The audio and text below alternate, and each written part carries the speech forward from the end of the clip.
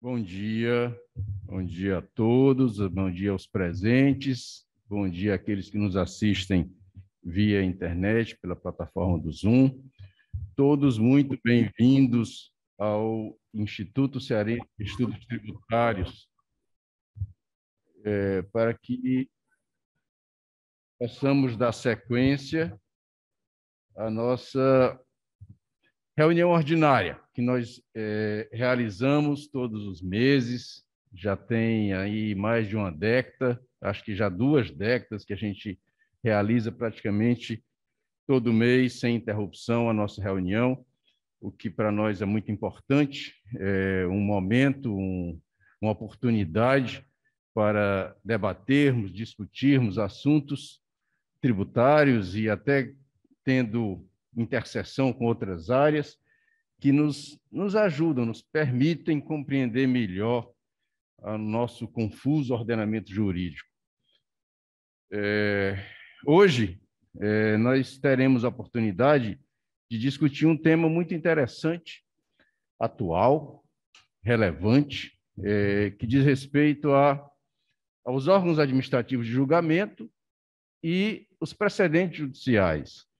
De que maneira esses órgãos administrativos devem se comportar, devem orientar suas decisões a partir da orientação já pré-estabelecida pelos tribunais superiores. Então, a ideia é entender um pouco isso, saber de que maneira seria mais adequada a conduta, o comportamento desses órgãos administrativos, sobretudo diante de divergência de pensamento. E o tema foi sugerido pela doutora Débora. A Débora ela é uma advogada que já atua há algum tempo em matéria tributária, especialista em direito tributário pela Fundação Getúlio Vargas, do Rio de Janeiro, e em planejamento tributário pela PUC do Rio, graduanda em Ciências Contábeis pela Unicet e mestranda em Direito Tributário pelo Instituto Brasileiro de Estudos Tributários, IBET. E ao sugerir o tema foi acolhido de pronto por nossa diretoria, exatamente por conta disso que já coloquei antes, da importância e da oportunidade de tratar do assunto. E sem alongar mais o nosso início de reunião, passo a palavra agora para a Débora, para que ela faça o início dos debates, apresente o tema, apresente as questões iniciais, para que a gente possa finalmente iniciar os nossos trabalhos do dia. Doutora Débora, por favor, pode começar. Bom dia a todos, bom dia, doutor Schubert, bom dia, doutor Hugo. Eu estou muito feliz de estar aqui compondo essa mesa, é uma oportunidade assim, incrível que me foi dada. E eu gostaria de dar as boas-vindas a quem veio também presencialmente e quem está nos assistindo remotamente. Bem, o que eu venho trazer aqui foi uma experiência vivida, surgiu a partir de uma experiência vivida ruim na advocacia, que eu acredito que todos tenham passado por algo parecido. E tem uma frase do Ariano Suassuna que sintetiza muito bem o que eu vou falar aqui hoje. Ele fala que tudo que é bom de passar é ruim de contar. E tudo que é ruim de passar é bom de contar. Então, eu venho falar aqui de alguns momentos ruins, que é muito bom contar e dividir esse espaço aqui com vocês para que a gente pense em soluções juntos, né? E diz respeito, esses momentos ruins que eu passei dizem respeito a precedentes judiciais favoráveis já julgados para o contribuinte e que os tribunais administrativos não vêm obedecendo, não é? E aí eu vou falar um pouco sobre o precedente, a importância, para poder chegar no caso concreto, e depois eu queria dividir com vocês também, caso vocês tenham alguma situação também parecida, e que a gente possa discutir sobre como melhorar e como mitigar essa situação para o contribuinte, né? Bem, o nosso sistema que adotamos aqui no Brasil é o sistema de civil law, como todos sabem, em que as decisões são pautadas na legislação e na doutrina, né? Só que nós adotamos, ao longo vimos a necessidade de adotar a sistemática de precedentes, que é própria do Common Law, né, que são os países, ela é proveniente da Inglaterra, o Common Law, as decisões se pautam nos costumes e nas práticas dos tribunais. E nós vimos a necessidade de implementar essa sistemática de precedentes aqui no Brasil, muito embora sejam tradições diferentes, né? E aí o Código de Processo Civil veio em 2015 e trouxe algumas inovações legislativas buscando implementar alguns valores constitucionais. Dentre eles, os valores da cooperação entre as partes, para buscar esse diálogo entre as partes e o juiz, buscando a melhor decisão para a lide, né, esgotando aquele debate. Outro valor é a motivação estruturada das decisões judiciais, porque o que estava se vendo muito era somente a aplicação das súmulas, sem uma justificativa, sem uma adequação ao caso concreto, né? E o terceiro valor, que eu selecionei alguns, são vários, perdão, mas eu selecionei alguns, o terceiro é a valorização dos precedentes, que busca o quê? Implementar uma maior segurança jurídica para o jurisdicionado, uma coerência nas decisões e um tratamento igualitário aos litigantes, certo? E aí, essa teoria dos precedentes, ela o que é? Ela não é nada mais, nada menos que um conjunto de regras de hermenêutica que nós temos que utilizar, tanto nós quanto operadores do direito. Quando formos solicitar a aplicação de algum precedente, nós temos que justificar a aplicação daquele precedente. Nós temos que indicar que o nosso caso se assemelha àquele caso julgado. E o juiz, da mesma forma, quando ele for aplicar um precedente ou quando ele for afastar um precedente, aquilo ali tem que ser justificado, certo? O nosso precedente, diferente do precedente do direito anglo-saxão, ele já nasce para se tornar um precedente vinculante, né? Até o Diego Diniz, ele critica isso, ele critica que aqui nós privilegiamos a forma em vez do conteúdo. E aí, essa aplicação se fala no método analógico problemático, né, em que promove um diálogo entre os dois casos. A gente vai analisar se esse precedente que foi julgado mediante essa sistemática, que eu vou já falar qual é a sistemática. Então, se esse precedente foi julgado nessa sistemática, se os casos se assemelham aos meus casos concretos, para que a razão de decidir daquele caso seja aplicada ao meu caso concreto, né? E assim haja, de fato, um tratamento igualitário, haja uma coerência nas decisões, certo? O Diego Diniz, mais uma vez, ele fala que não se busca uma resposta jurisdicional perfeita, mas o que se busca é uma resposta jurisdicional historicamente mais adequada àquele caso concreto. No Código de Processo Civil, ele foi trazido, né, essa sistemática ela foi trazida, foi implementada no artigo 920, dentre outros, no artigo 927, que ele fala que os juízes e os tribunais observarão. Esse caput traz um probleminha para a gente, tá? Depois eu vou retomar esse caput. Ele fala que os juízes e os tribunais observarão os acórdãos em incidente de inciso 3. Os acórdãos em incidentes de assunção de competência ou de resolução de demandas repetitivas e em julgamentos de recurso extraordinário e especial repetitivos. Aqui, se o nosso recurso especial ou extraordinário for julgado na sistemática de recursos repetitivos, ele vai gerar um precedente que é vinculante para o judiciário, certo? De acordo com o CPC. E, ao ser aplicado esse precedente, a decisão, retoma o que eu falei, tem que ser fundamentada, de acordo com o artigo 489, parágrafo 1º, que ele fala que não se considera fundamentada qualquer decisão judicial, seja ela interlocutória, sentença ou acórdão, que se limitar a invocar o precedente ou enunciado de súmula, sem identificar seus fundamentos determinantes, que a gente chama de ratio decidendi, nem demonstrar que o caso sob julgamento se ajusta àqueles fundamentos. Nós chamamos de applying. Ou também não se considera fundamentada se ela deixar de seguir enunciado de súmula, jurisprudência ou precedente invocado pela parte, sem demonstrar a existência de distinção no caso em julgamento, que é fazer o distinguishing, ou a superação daquele entendimento, que é o overruling. Nós, quando formos levar ao judiciário, né, um precedente, solicitar que aquele precedente seja aplicado, seja invocado no nosso caso concreto, nós temos também que fazer a nossa parte, nós temos que estudar aquele precedente, não levar só a ementa. Né? Tem até um texto bem legal do professor Mantovani que ele fala, como é o nome, a versão do texto? Que ele fala, Depois eu lembro que ele fala ele critica essa aplicação dos precedentes unicamente utilizando as ementas. E aí, quando formos levar um precedente, nós temos que ter bem discriminado quais são os fatos do precedente. Nós temos que analisar muito bem o voto vencedor, né? Porque naquele voto vencedor, o ministro ele vai analisar todas as causas de pedir que foram levadas a ele, e a partir daquelas causas de pedir, ele vai formar a ratio decidendi daquele julgado. Então, nós temos que ter bem claro essa ratio decidendi, os fatos do precedente. E caso queiramos ir mais adiante e analisar qual é o comportamento daquele tribunal diante de situações parecidas, ou se pode haver uma possível mudança de entendimento, se o julgamento do acordo não for por unanimidade, se for só por maioria, a gente também pode analisar o voto divergente, para ver, caso haja uma mudança de entendimento, qual é o sentido que aquele tribunal vai tomar, certo? E aí eu trago uma frase de um jurista americano, que é o Frederick Schauer, norte-americano, que ele fala que o quê? Adotar uma estratégia dependente de precedentes é inerentemente avesso ao risco, no sentido de abandonar a possibilidade do resultado ideal em todos os casos, em troca de diminuir a possibilidade de resultados ruins em alguns casos.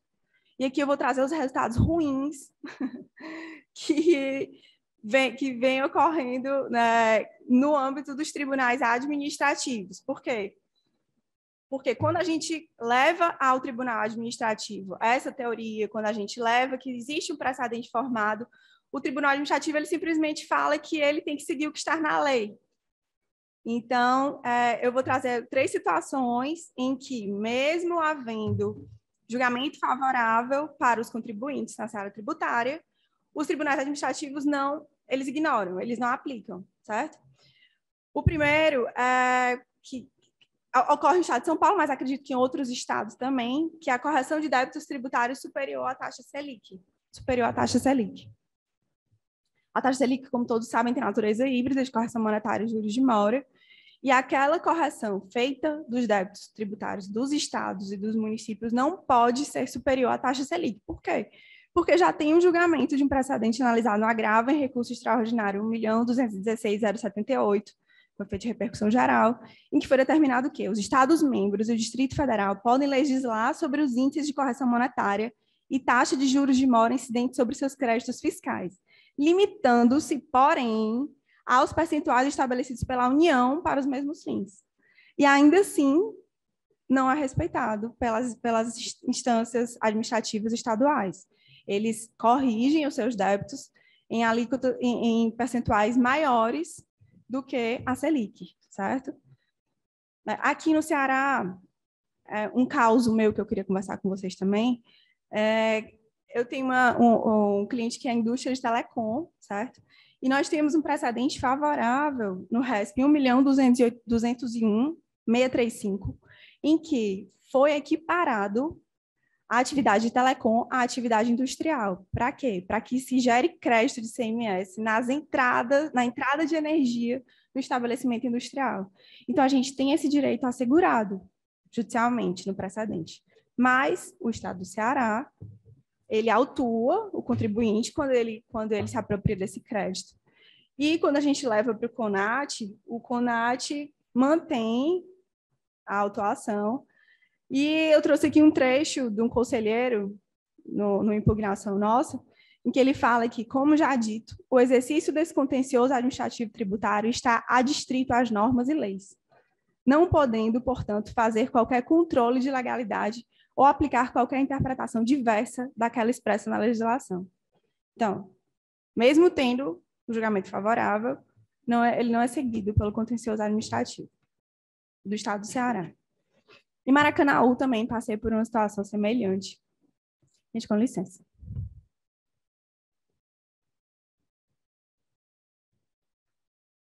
Em Maracanaú, desta feita foi com relação à incidência de TBI antes do registro. Um cliente nosso estava sendo exigido de TBI antes de efetuar o registro do imóvel. E aí nós acionamos o núcleo de arrecadação, que por sua vez acionou a Procuradoria Municipal. E mesmo com o julgado do STF sobre o tema 1124, em que ele fala que o fato gerador do imposto sobre transmissão inter vivos de bens imóveis somente ocorre com efetiva transferência da propriedade imobiliária, que se dá mediante o registro. A gente levou todos os fatos do precedente, a gente apresentou tudo, mas a resposta da Procuradoria foi que o princípio, que eles devem obedecer somente o princípio da legalidade, que a decisão do STF foi inter partes. E que o 927, que eu li para vocês, em que ele fala que os juízes e os tribunais deverão observar, ele fala que o 927 só vincula o judiciário, certo? E ele conclui: deverá ser mantida a prática já adotada pelo município, qual seja, a cobrança do ITBI antes do registro do imóvel no cartório de registros de imóveis. Pasmem. E aí, a notícia boa, pelo menos assim, tanta notícia ruim, né? É que o CARF, pelo menos, ele já segue essa sistemática de precedentes.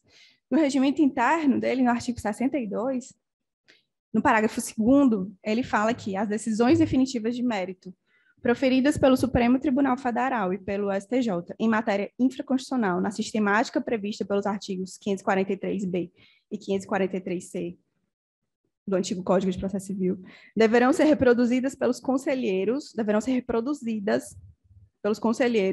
no julgamento de recursos no âmbito do CARF.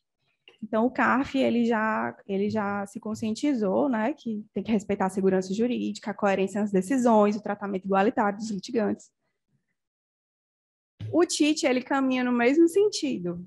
Ele, que é o Tribunal de Impostos e Taxas de São Paulo, está tramitando um projeto de lei 367 de 2020, que ele altera a Lei 13.457 de 2009 para acrescentar os incisos que falam que no julgamento é vedado afastar a aplicação da lei sob a alegação de constitucionalidade, ressalvadas as hipóteses em que a inconstitucionalidade tenha sido proclamada em acórdão em acórdão proferido pelo Supremo Tribunal Federal e Superior Tribunal de Justiça em julgamentos de recurso extraordinário e especial repetitivos. Então, já se busca fazer essa implementação no TIT, né? Está tramitando isso daí. E o CONAT, a única observância que o CONAT, que é o Contencioso Administrativo Tributário aqui de Ceará, tem que seguir é o parágrafo 2º do artigo 48 da Lei 15.614 de 2014 fala que não se inclui na competência da autoridade julgadora afastar a aplicação de normas sob fundamento de inconstitucionalidade, ressalvada a hipótese em que tenha sido declarada inconstitucional pelo STF, observada em ação direta de inconstitucionalidade ou declaratória de constitucionalidade após a publicação de decisão, em ação direta de inconstitucionalidade por via incidental após a publicação da resolução que suspende a execução do ato pelo Senado Federal ou em súmula vinculante. Pronto. E brá, como diz minha mãe. E aí nós temos, semelhante a essa forma como o CONAD se posiciona, nós temos aí 5.570 municípios que nós temos que lidar com essa legislação e com essas procuradorias municipais, e nós temos 26 estados em que os estados caminham, a gente não vê uma progressão nesse sentido, né, de buscar realmente a segurança jurídica. E aí o principal intuito dos tribunais administrativos é diminuir a litigiosidade, né? É fazer aquele filtro antes de chegar no judiciário, e não disseminar e não estimular essa litigiosidade pelo contribuinte, né? E aí o principal, eu acho que o que é mais ferido em todas essas situações que eu trouxe aqui para vocês é a igualdade entre os litigantes. Porque como é que um contribuinte que vai pleitear diretamente no judiciário, ele já consegue uma decisão favorável, e aquele litigante que ele vai primeiro na esfera administrativa, ele não consegue uma decisão favorável, né? E aí isso estimula a litigiosidade, isso aí vai onerar o Estado na medida em que ele vai pagar honorários de sucumbência. Então, assim, queria discutir hoje com vocês, né, o que é que a gente pode sugerir, se é uma alteração legislativa.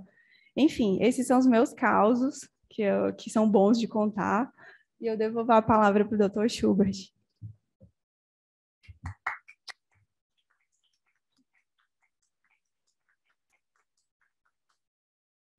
Bom, Parabéns, Débora, a sua exposição foi muito objetiva, muito precisa, tá? Colocou o tema de forma assim bem clara, e nos deixa muitas indagações. Eu fiz aqui algumas breves anotações pelo que a gente vinha ouvindo e pelo que eu já tinha me detido um pouco sobre o tema. E a primeira indagação é aquela do papel do direito, né? Afinal de contas, para que serve o direito? Ou quais seriam uma das suas finalidades? Né?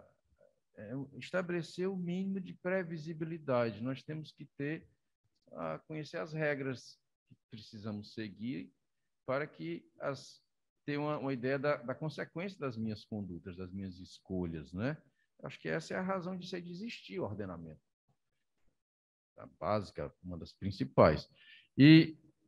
E essa previsibilidade, ela vai sendo construída, ela vai sendo sedimentada na medida em que os órgãos de julgamento vão interpretando a legislação, que muitas vezes cabe mais de uma interpretação, e vai dizendo exatamente de que maneira aquela norma deve ser aplicada aos casos concretos que chegam para a decisão.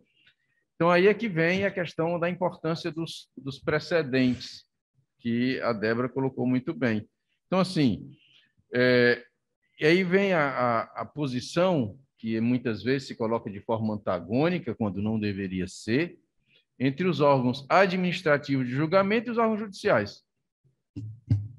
Por que antagonismo? Aí, o que é o Estado e qual é o papel do Estado?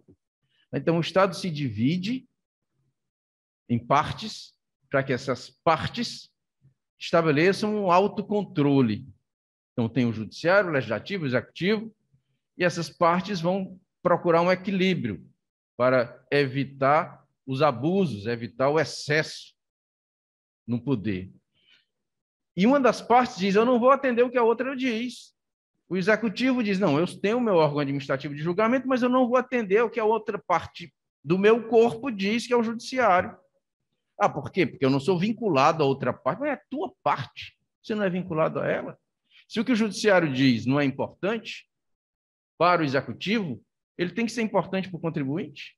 E se o que o judiciário diz não é importante para nenhum dos dois, para que serve o judiciário? E se nós perguntarmos para que serve o judiciário, para que serve o Estado? E nós vamos chegar aonde com essas indagações.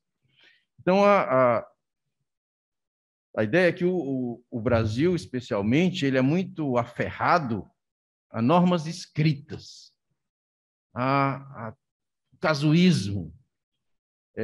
Eu, lendo um texto do professor Hugo de Brito Machado II, ele coloca até como sendo algo hilário. O Código de Processo Civil prevê certas coisas que são óbvias. Eu digo, aquilo ali é tão óbvio, mas tem que estar escrito. Mas por que tem que estar escrito aqui? O artigo que fala do fundamento da decisão, do quando se considera uma decisão fundamentada, é a coisa mais óbvia do mundo. Não fundamentada é a coisa óbvia. E tem que estar escrito. Então, agora nós estamos procurando uma regra que diga o órgão administrativo tem que seguir o que o judiciário diz. Precisa disso.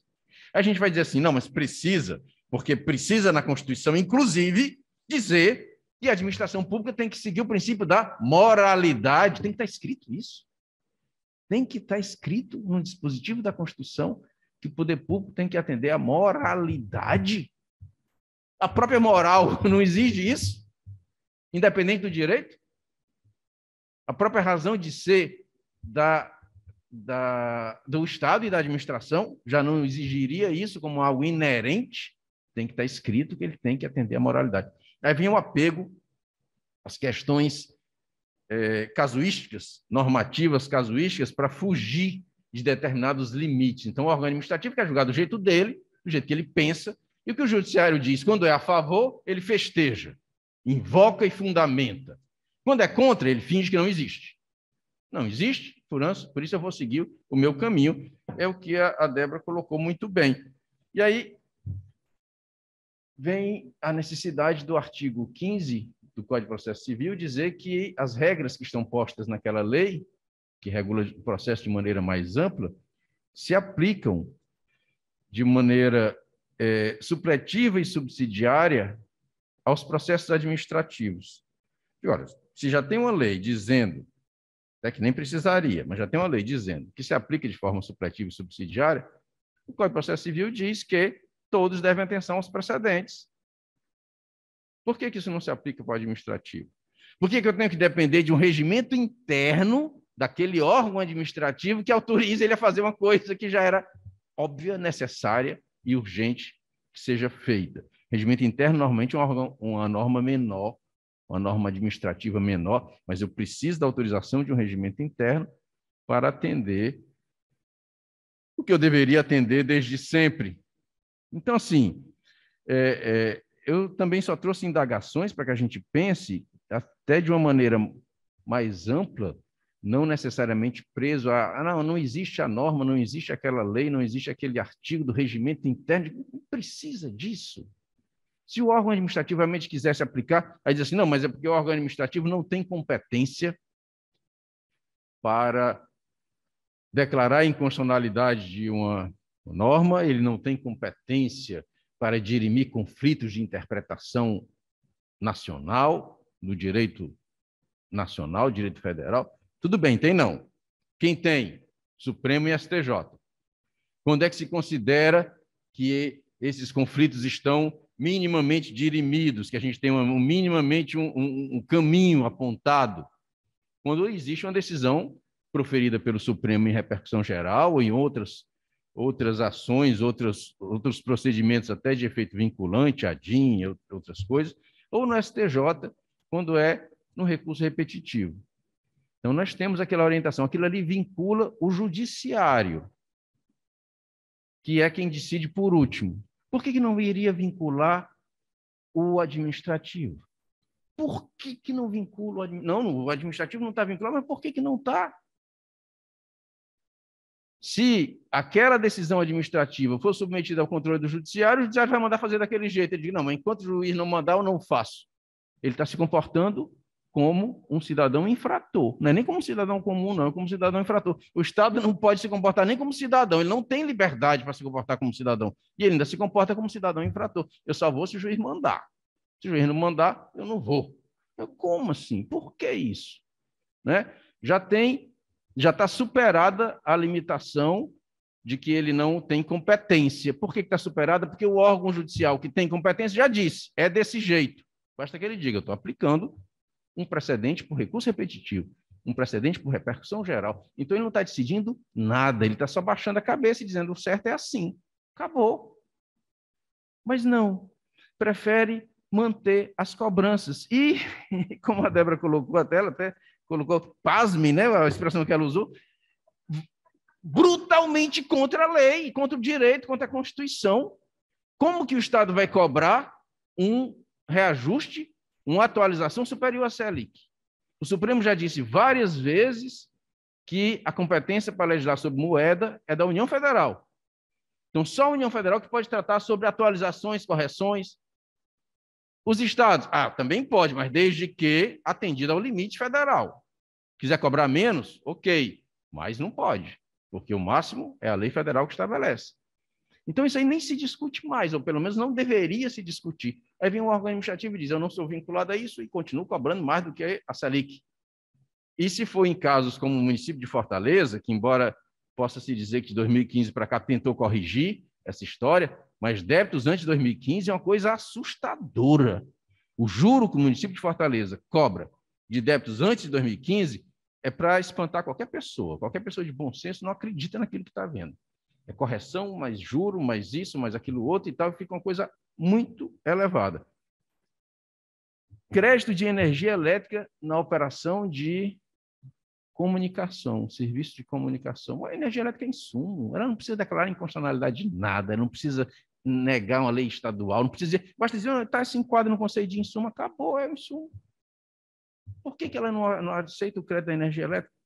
Quando já tem precedente do STJ dizendo que, em recurso repetitivo, dizendo que é assim. Então, o que a gente percebe assim, o órgão administrativo não só se coloca contra a orientação definida pelos tribunais com competência constitucional para dizer a Constituição e dizer o direito federal, como afronta o fundamento daquelas decisões, sem especificar nem exatamente por que está fazendo isso, se apegando talvez à letra de uma lei estadual, ou um regulamento, ou uma instituição normativa qualquer, que ele acha que é mais importante do que toda essa estrutura de princípios e de lógica que sustenta o nosso ordenamento jurídico.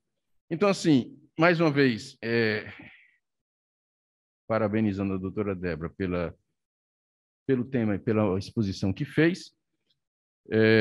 Eu fiz apenas um desabafo aqui, porque a ideia às vezes me deixa contido, porque não tem como aceitar uma situação como essa.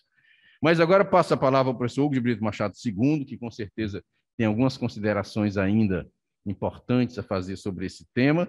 Em seguida, será aberto o debate para os demais presentes e que estão conectados conosco aqui na internet. Professor Hugo II, por favor. Bom dia a todos. Eu faço coro às palavras do Dr. Schubert de parabéns a Débora pela exposição. Foi realmente muito clara, muito precisa. Iniciou por um fundamento teórico para depois chegar nas questões ou nos desdobramentos práticos desses aspectos teóricos, mostrando que não tem nada mais prático do que uma boa teoria para nos ajudar a resolver problemas do dia a dia. Foi o que ela fez na exposição dela. Enquanto ela falava, eu fiz algumas poucas anotações aqui de reflexões que as falas dela me suscitavam, e aí eu trago aqui para também só com o intuito de enriquecer o debate.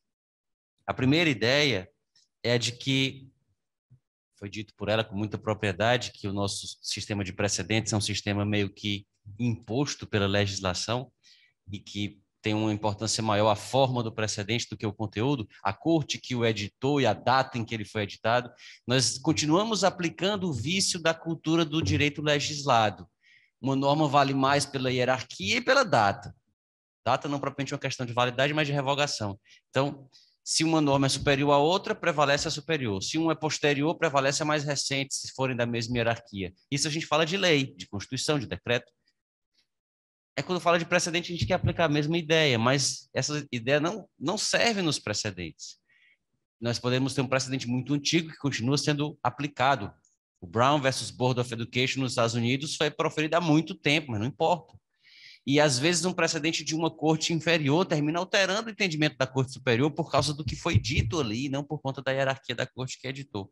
Talvez a gente deva respeitar os precedentes pelo conteúdo deles e por conta do dever de fundamentação e de tratamento isonômico das partes. Então, se eu vou tratar uma parte, eu tenho que dizer, se eu, Estado, vou tratar uma parte, eu vou dizer por que eu tenho que tratá-la, por que eu não vou tratá-la da mesma forma que eu tratei outra parte. Existe um autor de livro sobre precedente que começa o livro falando do pai que tem alguns filhos e ele trata o filho de um jeito, e quando chega um irmão com uma demanda parecida, a primeira coisa que o irmão diz é dizer: meu irmão teve isso aí, por que não vai dar para mim? O irmão fez 18 anos, ganhou o carro, aí o outro faz 18 anos, quer um carro também. Claro. Porque está escrito no CPC? Não. Decorre da ideia de igualdade e dever de fundamentação. Se o pai não for dar o carro, o pai tem que dizer: não, meu filho, é porque o seu irmão deu o carro a ele, ele bateu no outro dia, não sei o quê, e você vai fazer a mesma coisa, então eu não vou lhe dar. Está dando um overruling. Ou então, não, o seu irmão é porque ele é muito estudioso, passou no vestibular, etc. e tal, e você não, você só quer saber de surfar, etc. Está dando um distinguishing, mas ele tem que dizer por que não vai seguir o precedente. E aí, no caso, o CPC ainda tem um artigo 15 que determina a aplicação subsidiária das suas disposições ao processo administrativo, que deveria ser seguido. A doutora Débora falou com muita propriedade também de o contencioso servir de filtro. Uhum. Só tem duas consequências possíveis, ambas inadmissíveis, de o contencioso administrativo não seguir os precedentes. A primeira consequência é a parte prejudicada ir ao judiciário e conseguir a aplicação do precedente. O que vai acontecer? O poder público vai ter uma despesa desnecessária com sucumbência. Ou a outra consequência possível, a parte não vai ao judiciário e se conforma com um tratamento desigual que é dado a todas as outras pessoas. Também é inadmissível. Então, nenhuma circunstância se justifica. Foi mencionado também, achei muito engraçado quando Você falou, Débora, de não citar só emendas. É muito importante não citar só emendas. É preciso saber o que foi julgado ali, por que foi julgado daquela forma. Mas, paradoxalmente, o STJ, quando vai fazer análise do cabimento de recursos especiais fundados na linha C do permissivo constitucional, divergência de precedentes, o STJ diz que não vai conhecer do recurso especial, porque ele faz uma mera colagem de emendas. Nesse sentido, é a jurisprudência do STJ. E aí diz o acórdão que nega seguimento ao recurso. E aí copia uma série de emendas. Faço o que eu digo, não faço o que eu faço. Então, tem esse aspecto que, infelizmente, as nossas cortes exigem, mas não cumprem. Mas em relação ainda ao CARF, Débora, você disse que o CARF segue os precedentes vinculantes. E ele tem seguido mesmo. Por exemplo, em relação ao conceito de insumo, para efeito de cálculo do PIS, COFINS não cumulativos, o CARF tem seguido, mas mais ou menos, porque o CARF tem seguido uma orientação da PFN que explora, e aí por isso foi muito boa a sua exposição, quando você falou da importância de conhecer a ratio, o CARF, em alguns julgados, tem aplicado a chamada tese da subtração, que foi uma tese que apareceu só em um voto do STJ, que julgou a questão dos insumos, que foi, salvo engano, o voto do ministro Humberto Martins. Só em um voto que essa tese apareceu, não apareceu em nenhum outro voto, inclusive outros votos rejeitaram essa tese expressamente, que a tese de só é essencial se tirando a atividade ficar inviável. Tirando aquela despesa, a atividade fica inviável, ela é totalmente impossível, então é essencial, então é insumo. Se não, não é. E aí, com base nisso, por exemplo, o CARF já negou a possibilidade de se considerar insumo o transporte de empregados. Não, você pagou o transporte do seu empregado porque quis. Se não pagasse, a empresa não ia parar por causa disso, não. Sim, mas transportar o empregado de um estabelecimento para outro, para ele trabalhar no outro estabelecimento, não é algo essencial à atividade. Se transportasse a mercadoria, era, mas transportar o empregado que vai embalar, por exemplo, a mercadoria ou parafusar, já não seria. Então, o CARF ainda encontra algumas brechas para, sem dizer que está violando, na verdade, violar o precedente. E por último, só destacar um ponto também que foi muito, muito bem levantado e esclarecido, da questão de que o nosso contencioso se recusa a fazer controle da validade das normas, que ele tem que aplicar as normas sem fazer o controle de validade delas. Isso, em princípio, é verdade. A atividade desempenhada pelo contencioso é uma atividade de autocontrole. Ele faz o controle interno da legalidade dos seus próprios atos. É uma consequência do princípio da legalidade. A administração tem que cumprir a lei e, se ela detecta um ato dela em desconformidade com a lei, ela deve corrigir o ato. É por isso que ela não pode fazer controle de constitucionalidade, porque ela estaria fazendo controle de um ato de outro poder. Mas quando já existe decisão do STF, é expressa a possibilidade, inclusive na legislação federal, relativa ao CARF, o decreto 7235 contém expressamente a previsão, mesmo se não for com repercussão geral, o contencioso já pode aplicar o precedente. Então, não haveria realmente motivo para não fazê-lo. São só alguns pontos que eu trago, que, como eu disse, foram reflexões que a sua fala me despertou, mas eu queria dar-lhe os parabéns pela exposição e devolver a palavra ao Dr. Schub para que conduza aí as nossas discussões e possamos ouvir os nossos colegas presentes e virtualmente presentes também para darmos sequência. Bom, então agora é o momento de ouvir vocês, ouvir a quem nos assiste, é a parte mais importante da nossa assembleia, da nossa reunião, são exatamente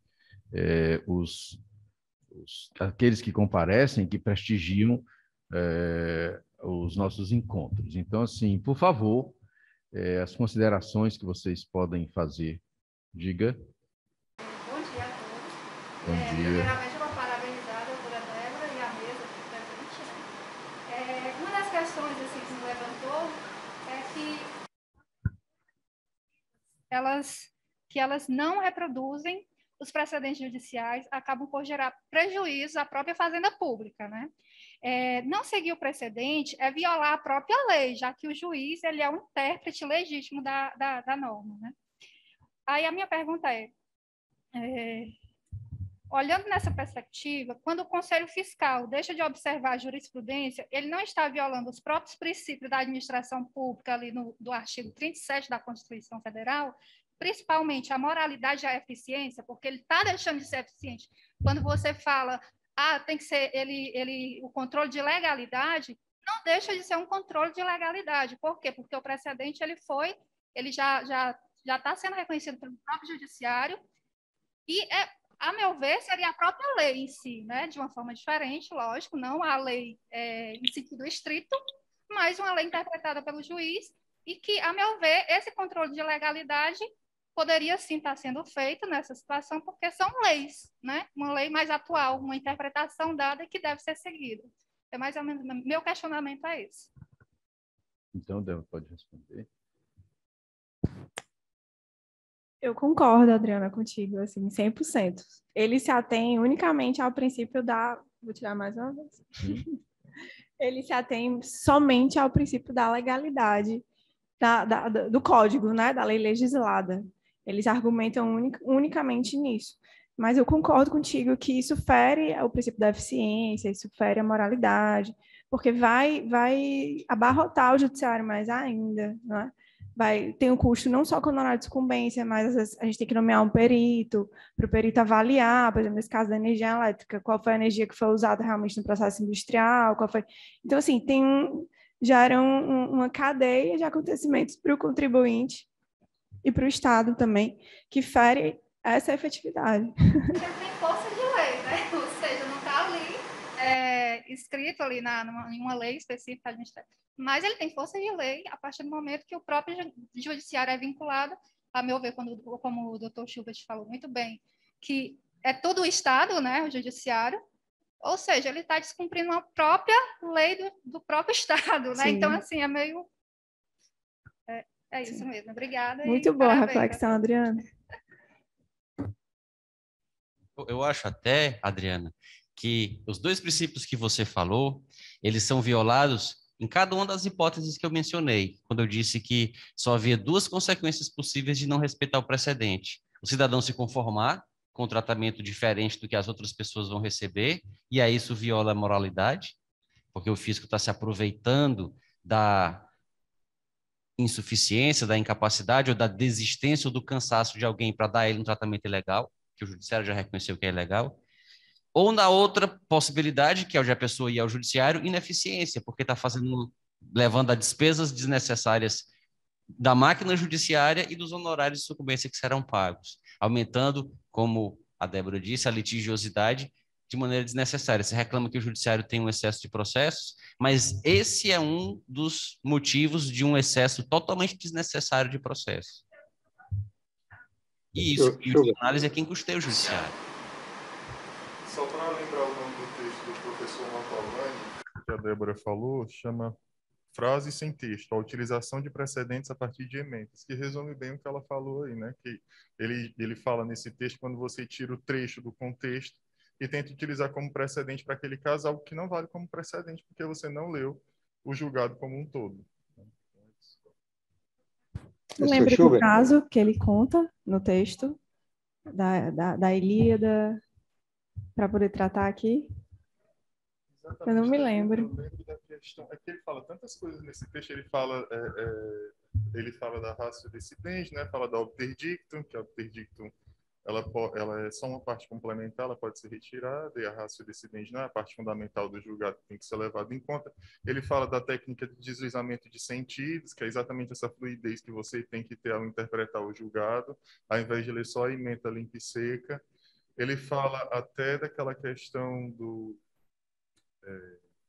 acho que é do Martin Luther King, que ele fala no texto, né? Ele fala de uma frase que ele falou e que foi retirada do contexto, e ele vai explicando toda essa sequência de erros em cascata que as pessoas cometem ao não ler o julgado como um todo, né? Mas realmente da história da Ilíada agora eu não me lembro, porque o texto é muito rico, muito amplo, mas vale muito a pena a leitura.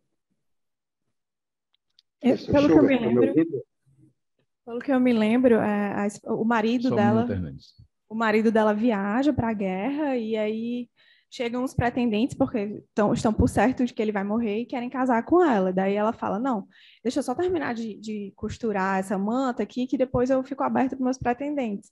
E aí todo dia ela costurava e à noite ela desfazia. Então quem via aquilo dali não entendia o porquê. Então, é a mesma coisa da gente analisar um julgado só com a ementa. Só aquele trecho ali, quem via à noite ela desfazendo, não entendia por que ela estava desfazendo. Mas ela estava desfazendo por quê? Para ganhar tempo até o marido dela voltar da guerra. É uma pena a gente ver um texto como esse, tão ilustrativo e indicador de uma orientação muito precisa de como devem ser interpretadas as decisões, e as decisões aplicarem alguns precedentes só pela emenda também, sem ver o conteúdo, negando os próprios fundamentos que tem, às vezes, no conteúdo, para poder decidir em sentido oposto. Quer dizer, o judiciário fazer a mesma coisa que ele critica, a mesma coisa que diz que não deveria ser feita, como o segundo muito bem colocou. Não pode ser um recurso fundamentado apenas numa transcrição de emendas. Por quê? Porque eu estou transcrevendo emendas dizendo isso. É uma coisa meio confusa. Doutor Hernandes já se manifestou aí. Quer dizer alguma coisa, Hernandes? Com certeza, professor. Bom dia. Bom dia. Parabéns ao Instituto por ter aberto as palestras ao público em geral.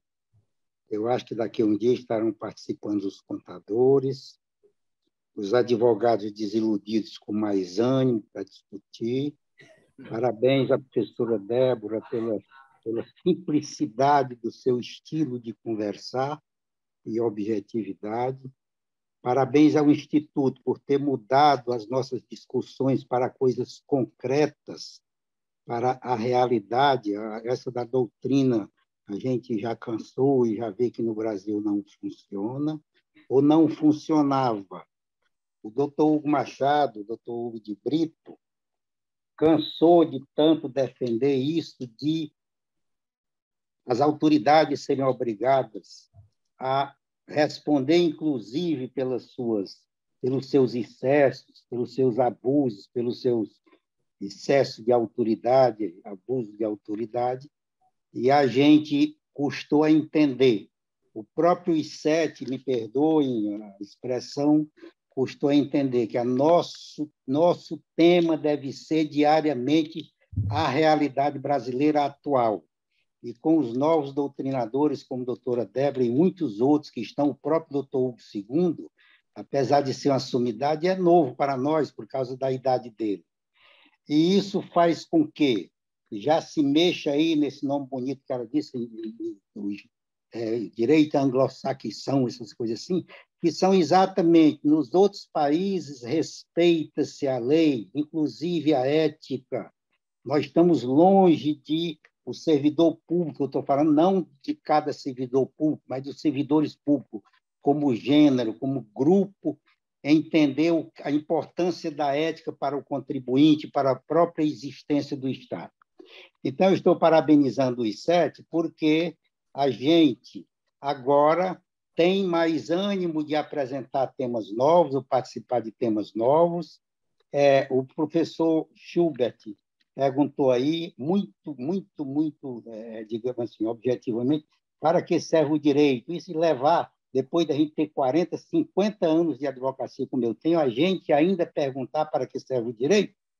Sim, porque para mim, muitas vezes, para nada no Brasil. E é preciso que se renove para voltar a se respeitar a Constituição e os princípios constitucionais, e tudo isso está contido nessas palestras. A outra pergunta também, para que serve o Estado, para que serve o Judiciário, para que servem os órgãos administrativos técnicos? Muitas vezes para nada, pelo menos no sentido de resolver o problema do cidadão, não é nem do contribuinte. E, no nosso caso, como quem sustenta o Estado é o contribuinte, do contribuinte. Afinal de contas, bastaríamos ter uma Constituição, até um Código Tributário Nacional, mas nós temos a lei, cada lei tem que ter um regulamento, cada regulamento tem que ter para aparecer normativo, que são aos milhares de instruções normativas, e pior do que isso, nós temos o servidor público em particular, cada procurador de república, cada procurador de Fazenda Nacional tem um estilo de trabalhar as mesmas normas, e isso ainda está longe da gente discutir. Foi tentado e foi treinado por alguns 2 ou 3 anos com a Receita Federal, toda a cúpula da Receita Federal, criou-se um instituto lá para se discutir, discutimos por 2 ou 3 anos, houve um resultado excelente. Tomara que essa nova postura nossa de I7 chegue lá novamente, para que se discuta com o Estado os problemas do Estado. Se eles pensam que estão criando problemas para o contribuinte já está desiludido no Brasil. Estão criando problema para o próprio Estado. É a história de estar se matando o galinheiro de ouro, porque as empresas brasileiras estão se instalando em lugares onde eles podem pensar o direito tributário como direito do cidadão. As grandes empresas, como, por exemplo, de siderurgia no Brasil, já não estão no Brasil. Então, o poder público e a litigiosidade. Esse é o tema que está incluído aí também. Eu estou com um livro aqui do professor Hugo II, não é o primeiro livro no Brasil sobre isso, e, lamentavelmente, a litigiosidade no Brasil significa o Estado contra o contribuinte por causa de tantas normas e de tantos descumprimentos, e o pobre contribuinte emaranhado junto a essas normas que ninguém conhece, que são os milhões de normas jurídicas, para um processo que nunca vai funcionar no Brasil também. O processo processual, esse direito processual civil, também está num caminho de falência, embora o nosso CPC seja muitas vezes mais moderno do que o anterior. Mas, ainda assim, tem a estrutura dos jogadores, a estrutura de nós próprios advogados, a estrutura das universidades, que agora que estão aparecendo algumas que estudam o direito, tendo em vista que o advogado depois vai viver na prática. E nós não podemos, advogados, viver só na teoria. Parabéns, professor Hugo, parabéns, professor Segundo, porque estamos trazendo os 7 para o mundo real do direito, principalmente o direito tributário. Creio que não disse nada, mas falei muito, ou vice-versa. Obrigado. Bom, Hernandes, eu realmente não percebi uma pergunta específica, mas obrigado pela manifestação, tá? Eu acho que é algo que tem sempre sido reiterado por você aqui nas nossas reuniões, essa questão da importância da aplicação do direito, quer dizer, de nós discutirmos o direito diante de uma importância de um caso concreto, ou de casos concretos, ou de uma realidade a qual ele se aplique. Isso realmente é uma preocupação nossa, tornar mais útil, né? mais perceptível pelas pessoas a própria importância do direito e, mais especialmente, do direito tributário. Você fez uma referência aí à questão de idade e tal. Eu sou muito suspeito para fazer certas colocações, mas aproveita a sua colocação aí de sumidade. Diria que o professor Hugo de Brito Machado é da nova geração, com certeza, o maior tributarista do Brasil. Tá? Então, assim, a gente não pode deixar de reconhecer isso. Eu acho que é uma questão de justiça, né? Questão de reconhecimento. E precisa ser dito. Eu sou irmão dele e posso até ser censurado por estar defendendo causa própria, né? Mas é uma verdade que não pode deixar de ser revelada. Bom, a ideia, então, assim, vamos ouvir mais vocês. Quem mais, Lisle, por favor. Bom dia. Parabéns, Débora, pela sua explanação. Dr. Schubert e professor Hugo, também pelas colocações. E eu queria continuar no gancho da Adriana, falar sobre eficiência, porque o CNJ, né, instaurou um grupo voltado para solucionar problemas relacionados ao processo tributário. E muito se discute por conta do tamanho do contencioso tributário no Brasil, pelo tempo que se demora, segundo, né, os que pesquisam, o tempo que se demora para constituir o crédito tributário, encerrar esse processo em esfera administrativa e encerrar uma discussão em processo judicial. E, coincidentemente, eu estou executando um trabalho sobre isso, uma pesquisa sobre o contencioso administrativo do Estado do Ceará. E eu tenho aqui alguns dados, né, acerca de tempo e valores envolvidos. Então, não especificamente sobre o Estado do Ceará, mas sobre o contencioso a nível nacional. E a Ernst Young fez um relatório dizendo que, em 2018, o montante, né, discutido alcançava 3,4 trilhões. O INSPER, nesse relatório contencioso tributário no Brasil, de 2020 referente ao ano de 2019. Diz que no total o contencioso alcança mais de 5 bilhões, quase 5 bilhões e meio. E nós estamos aqui discutindo um tema que tem o potencial de reduzir o volume desse contencioso, né? Ou seja, o CNJ, caso algum membro desse grupo de pesquisa do CNJ precise de alguma ideia, nós estamos aqui, por meio da Débora, né? Dizendo que a aplicação dos precedentes nos processos administrativos tem o grande poder de aprimorar e tornar mais eficiente a prestação desse serviço, que é o controle da legalidade, né? Que não é outra coisa. Então, se o processo administrativo, isso já foi uma outra questão, mas se ele é inafastável por direito de petição, por dever de autotutela do Estado, né, de controle dos próprios atos, por que não tornar o processo administrativo melhor? Cada vez melhor. Se ser eficiente significa alcançar resultados, eliminando erros no caminho, reduzindo essas imperfeições, a aplicação dos precedentes seria uma forma de alcançar isso.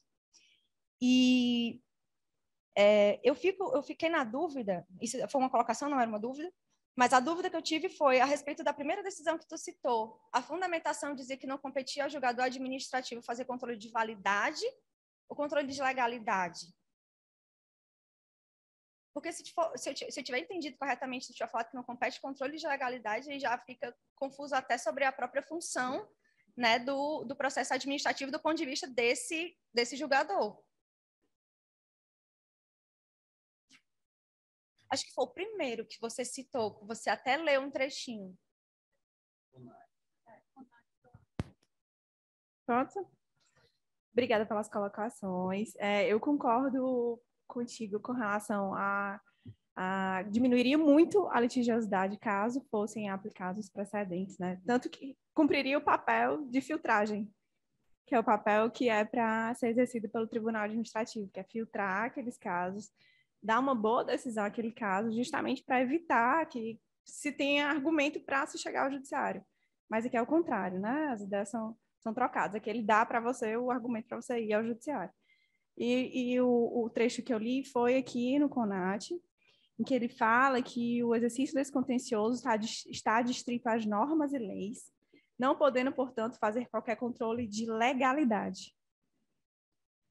Ou aplicar... Sim, é justamente a função do contencioso, não é fazer o controle da legalidade. Foi justamente, quando você leu, isso me instalou na hora, eu disse, eu acredito que o julgador talvez não saiba qual é o trabalho que ele está desempenhando naquele lugar, né?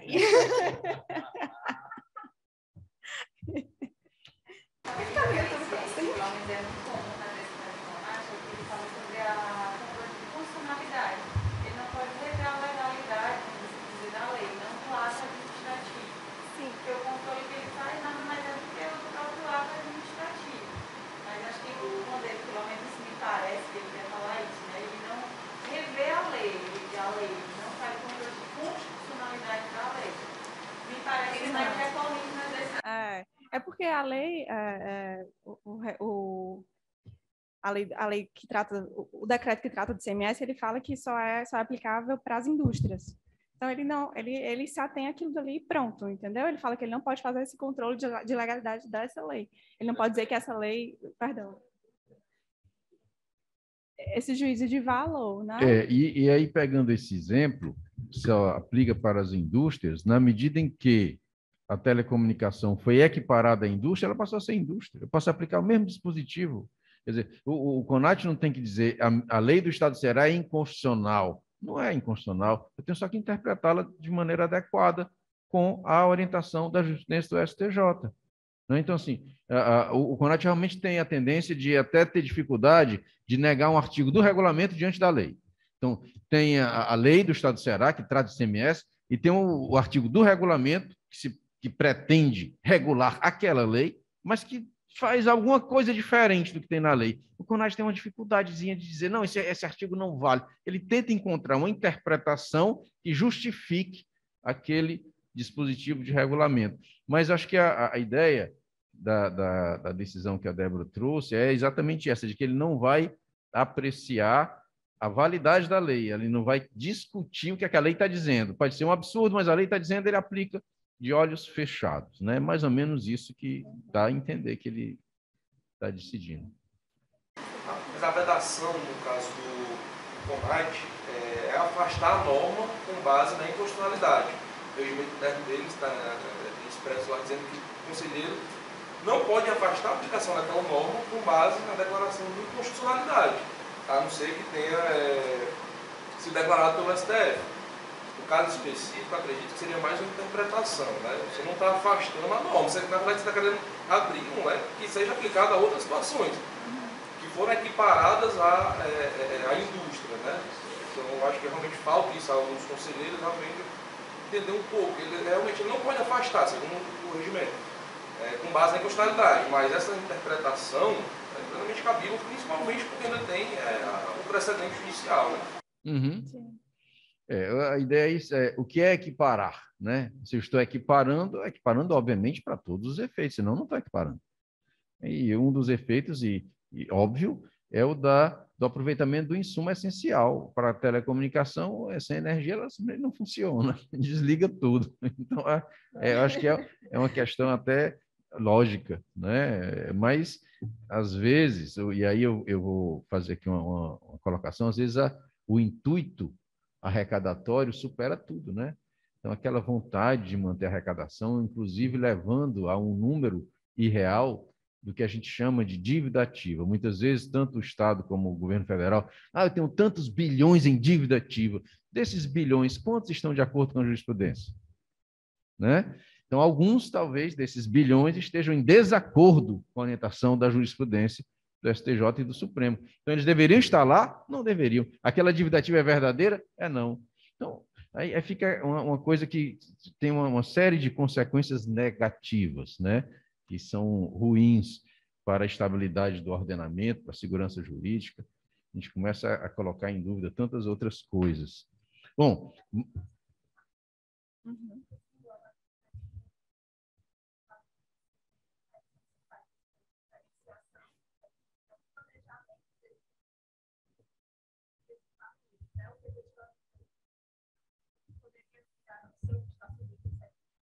A ideia de que tudo pode ser discutido pode talvez até afastar algumas coisas, tudo bem, mas algumas dessas matérias não deveriam mais ser discutidas. O Supremo já disse que é daquele jeito, o STJ já disse que é daquele jeito, então por que ainda está lá?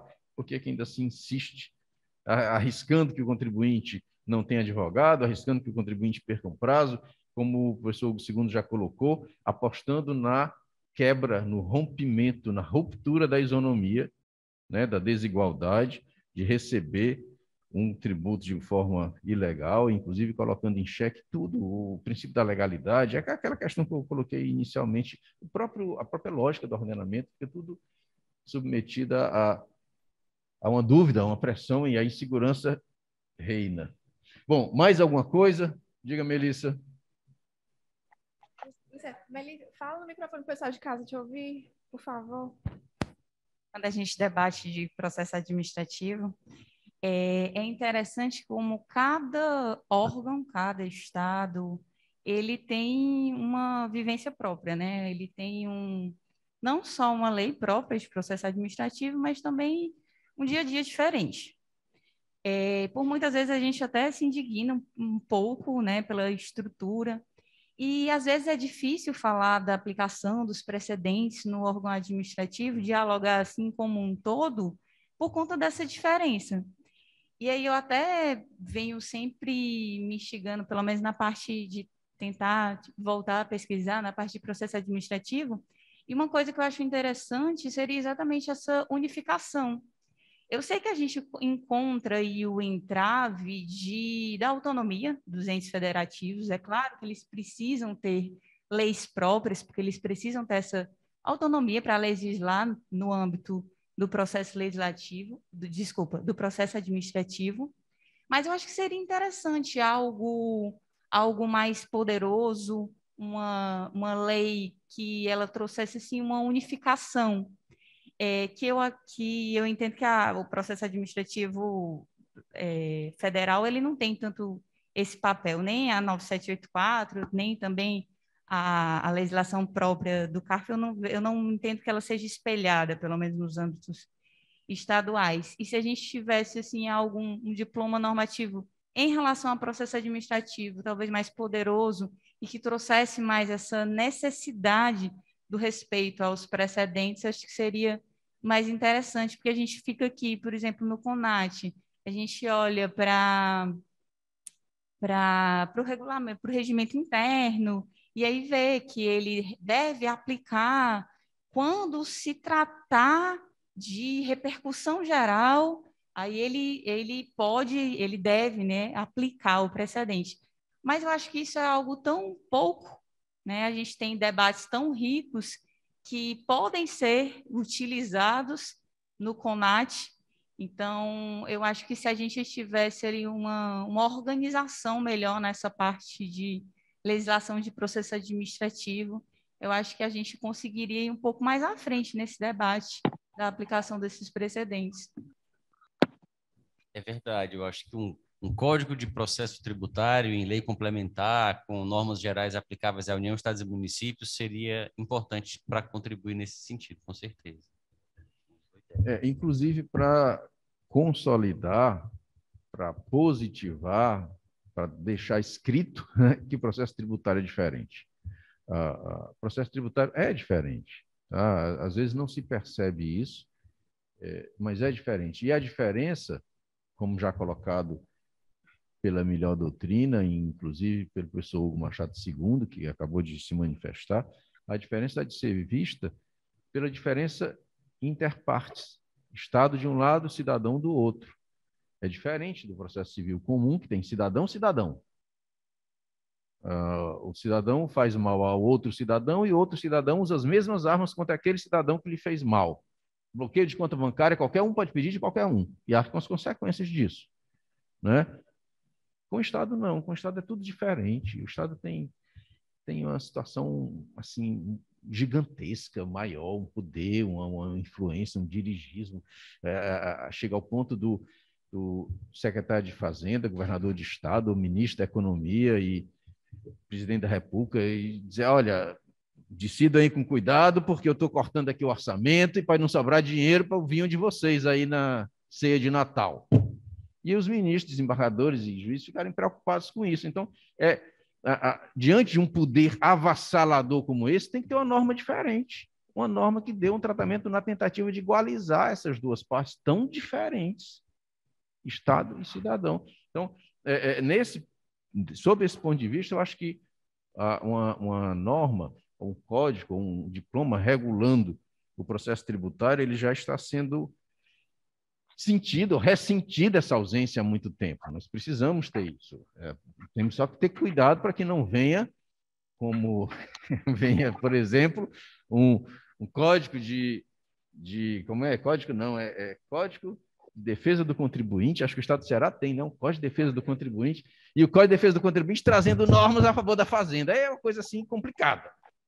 Tem algumas normas no Código de Defesa do Contribuinte que estão consolidando entendimentos favoráveis à Fazenda. Então, a gente tem que ter cuidado para que a lei que trate do processo tributário não venha fazer o que o STJ tem feito, que causa arrepio a qualquer pessoa que tenha noção de isonomia e igualdade, de dizer que a norma processual tem que ser aplicada de forma a dar um tratamento diferenciado para a fazenda pública, que ela defende os interesses públicos, ela precisa de tudo que é bom. O que é bom que estiver na lei de execução fiscal, para ela, ótimo. Mas quando for melhor do processo civil, ótimo. E se mudar de novo, que seja ótimo. E se eu tiver que abrir uma exceção, tudo tem que ser a favor da fazenda. Essa visão ela é complicada e é só a ressalva que eu faço nessa questão da lei é que ela venha em boa hora e venha para tentar desfazer isso. O Código de Processo Civil veio, de 2015, para tentar desatar alguns nós, sobretudo da jurisprudência defensiva. E os ministros, como eles que aplicam a lei, eles dizem, estou dando outro nó aqui, mais forte ainda no Código de Processo Civil, estou continuando aplicando a jurisprudência defensiva, porque esse Código de Processo Civil não vai resolver muita coisa, não. Então, eu já ouvi mais de um magistrado chamar de Código dos Advogados, porque ele... Isso, um defeito grave. Um defeito grave. Uma das normas que foi mais atacada foi a que estabeleceu as decisões em ordem cronológica. Não pode. O juiz não pode se submeter a uma ordem cronológica. Eu julgo o que eu quero julgar, na hora que eu quiser julgar. Eu vi isso num gabinete de um ministro do STJ, que eu fui lá pedir a preferência de um processo. O Código de Processo Civil era recém-vigente. Tinha acabado... Não estava nem recém-vigente ainda. Estava na vacatio ainda. E a assessora lá do ministro disse, ninguém vai aplicar esse dispositivo, não. Mas por que esse processo está esperando o julgamento há mais de 3 anos? Não, mas não está na ordem de prioridade do ministro. Eu digo, mas está esperando há muito... Não, mas esse assunto o ministro não está estudando agora. Só quando ele começar a estudar esse assunto que ele vai julgar. Eu digo, mas está com tanto tempo que está esperando. Não, mas não é agora. Eu digo... Aí eu não me contive e disse, mas ainda bem que o processo civil agora está dizendo que é a ordem cronológica, né? Porque agora vai ser julgado. Esse dispositivo não vai ser aplicado. Eu fiquei assim assustado, voltei para Fortaleza assim bem quietinho, mas assustado com aquilo, né? E realmente, pouco tempo depois, foi revogado, o dispositivo, revogado não, alterado, para colocarem uma palavra preferencialmente. Será julgado preferencialmente em ordem cronológica. Na preferência de quem? Do julgador. O julgador que vai estabelecer o que é que ele prefere fazer.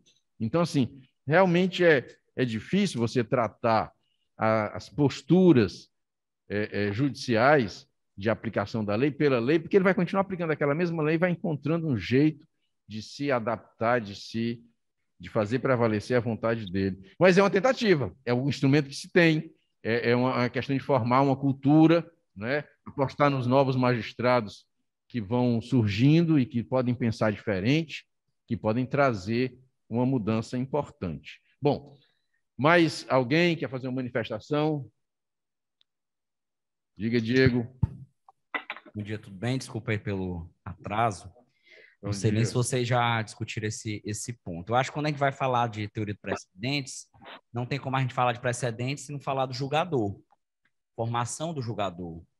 E aí, do meu ponto de vista, né, eu vejo que uma das coisas que é mais complicado no processo administrativo tributário ainda é, digamos, a base mesmo teórica de conhecimento de processo administrativo do próprio julgador. E aí eu não digo do julgador nem do fisco, porque o julgador paritário, o conselheiro representante, né, não vou nem dizer representante, indicado pela Fazenda, digamos, ele já tem o conhecimento da fiscalização, ele já sabe os problemas que pode ser que aconteçam e tudo.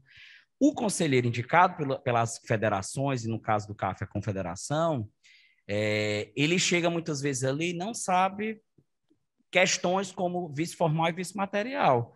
É uma dificuldade enorme que eu via no CONAT, né? Vocês sabem, eu já fui conselheiro do CONAT, terminei agora, e é uma diferença que eu via no CONAT, no CARF, que no CARF há o vício formal e material, no CONAT o vício material, quando se fala em vício, nulidade, não há vício formal material, é vício formal ou é improcedência, porque a improcedência está perto do vício material. Aí eu disse, não, mas é vício, para ser nulo tem que ter um vício, ou é formal ou material. Não, mas aqui não, aqui é improcedente. Aí eu, meu Deus, aí vai. No município já é outro jeito, fui conselheiro do município também, né, e já no município já tinha outro entendimento. Então, essa base, e aí até quando, às vezes, eu acho que não se atém a certos detalhes. Por exemplo, o município hoje, o CRC tem uma cadeira. Não estou discutindo que o CRC não deva ter uma cadeira, mas que seja, digamos, que tenha no mínimo de conhecimento jurídico de processo administrativo tributário. Porque, às vezes, o conselheiro do CRC, quando lá estava no contencioso do município, ele tinha uma discussão mais jurídica, assim, o STJ está dizendo que não pode acumular IPCA e Selic na Constituição do Crédito Tributário, que a lei do município prevê. É IPCA, atualização monetária, e ainda tem a Selic, mas dentro da Selic eu já tenho a atualização. Não era para ter mais o IPCA. O STJ já está passivo. Aí ele fica, não, mas aqui é uma discussão jurídica. Aí ele tem que ter, aí vai... Sabe, é importante que coloque alguém, mas coloque questão jurídica, uma questão de uma formação. As federações, eu acho que tem que estarem até preparadas e assim, vamos nos unir, FIEC, no caso aqui do CONAT, FIEC, FEComércio, FCDL, FESEMP, OAB, também tem cadeira, vamos unir e fazer, digamos, um curso de formação do conselheiro. Quando você se torna magistrado, existe um curso de formação do Poder Judiciário, magistrado. O conselheiro, não, ele chegou. E muitas vezes, e aí eu vou finalizar com isso, lamentavelmente, o que é que a gente vê? a quem poderia, digamos, dar uma contribuição, porque já tem um tempo mais de prática e tudo, não vale a pena, porque a gente perde muito tempo, os processos são muito demorados. O Fernando, que não me deixa mentir, né, Fernando? São muito demorados. E aí o físico, o conselheiro do físico, que é outro absurdo que eu acho, ele ganha a remuneração dele, ainda ganha o jeton. O conselheiro do município, o conselheiro fica vinculado àquele jeton, que é outro questionamento, como é que é essa remuneração desses conselheiros, que o CAF, depois das Elotes, tentou deixar, né, assim, mais unificado, mas aí talvez ainda é um problema, mas o CAF, com todos os defeitos, mas existe o comitê de seleção de conselheiro, existe um curso ainda de formação de conselheiro para eles entenderem como é a portaria 343, como é o regimento interno. Aqui não se tem, nem no CONAT, nem no CAT, né? E digo, né, modéstia, digamos, porque estive nos dois, e realmente era assim, era chegar e descaver. Eu que chamava o pessoal, rapaz, vamos fazer um curso aqui para que a gente possa discutir. Mas são esses pontos que poderia, de fato, né, como a Melissa colocou, talvez vir na legislação, no Código de Processo, garantias do conselheiro, é um julgador, né, do poder, não do Poder Judiciário, não sei se o professor Hugo II, que defende a questão, que aqui, salvo engano, só o Pernambuco, o Estado do Pernambuco, né, o conselheiro, ele de fato ele é concursado e tudo, então ele tem ali todas as garantias do Estado do Pernambuco, existe um conselho do Tribunal de Impostos, como eles chamam lá, é diferenciado a formação, mas aqui a gente fica, quando a gente está com alta infração, João Pessoa é de um jeito, de Salvador é de outro jeito, e aí fica vendo, é uma discussão que eu acho que a gente pode adentrar aqui em nossas pesquisas e debates, a importância da formação do conselheiro do contencioso administrativo. Diego, eu acho que você tem toda a razão, mas como todo e qualquer assunto, a gente tem que refletir, né, sobre ele. E posso dizer para você, você é muito jovem ainda, mas já foi muito pior, viu?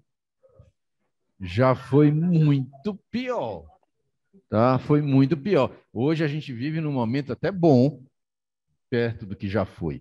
Primeiro porque a primeira instância, em vários lugares, inclusive Fortaleza, a primeira instância era decidida pelo secretário de Finanças. E quando você recorria, quem decidia era o prefeito. Tá? Então, a própria criação do órgão administrativo já é uma novidade, né? E depois a composição dos conselheiros era escolhida de uma maneira assim pouco cuidadosa. Os órgãos de classe escolhiam empresários que já estavam se aposentando, que estavam assim meio parados, eles não sabiam tributário, era nada, né? Era processo, não sabiam, era tributário, era coisa nenhuma. Eu fui fazer sustentação oral no CONAT algumas vezes e percebia que o empresário que estava lá, ele tinha até boa vontade de tentar resolver e tal, mas ele realmente tinha uma dificuldade enorme de se impor diante de um conselheiro de fazenda, que era muito mais formado na legislação tributária, mais técnico, do que ele que chegava lá sem ter sequer formação em direito. Ele era empresário e muitas vezes não tinha o conhecimento mínimo necessário para estar sequer ali. Então, assim, mas... E outra coisa, formação de conselho. Sabe o que é que isso me lembrou? Uma vez eu cheguei no balcão da Justiça Federal, aqui no Ceará, ainda era uma casa, ali onde hoje é o prédio daquela rua ali, que é o prolongamento ali da Padre Antônio Mais, João Carvalho, né? Depois ela muda de nome. João Carvalho ainda, José Lourenço, ela era numerada pelo José Lourenço, doutor José Lourenço. Era uma casa de 2 pavimentos, antiga, a Justiça Federal funcionava lá. Depois veio uma criação de vara de execução fiscal. A primeira vez que a vara de execução fiscal foi criada, foi inaugurada, foi a primeira especialização de vara no âmbito federal. E eu procurando lá uma informação de processo. E aí, cadê os funcionários da vara? Não, eles não estão aqui. Não, mas eu preciso. Não, mas eles não podem atender agora, eles estão em treinamento. Estão em treinamento? Estão em treinamento, porque a execução fiscal, eles têm que ser treinados para poder saber manusear a execução fiscal. Ah, tá bom. Mas que treinamento é esse? Não, quem está fazendo o treinamento dos funcionários são os auditores da Fazenda. Eu digo, os auditores da Fazenda vieram aqui para treinar os funcionários na execução fiscal. Então, a gente tem que ter cuidado para que esse curso de aperfeiçoamento, de formação do conselheiro, não seja curso de formação de conselheiro para decidir a favor da Fazenda. Tá? É importante pensar isso também. Então, assim, A ideia é boa, é ótima. Eu acho que o conselheiro tem que ter essa formação, tem que ter esse preparo. Eu acho que deveria ter até requisitos para a escolha do conselheiro, né? Requisitos, talvez formação em bacharelado em Direito ou em Ciências Contábeis, ou alguma coisa assim.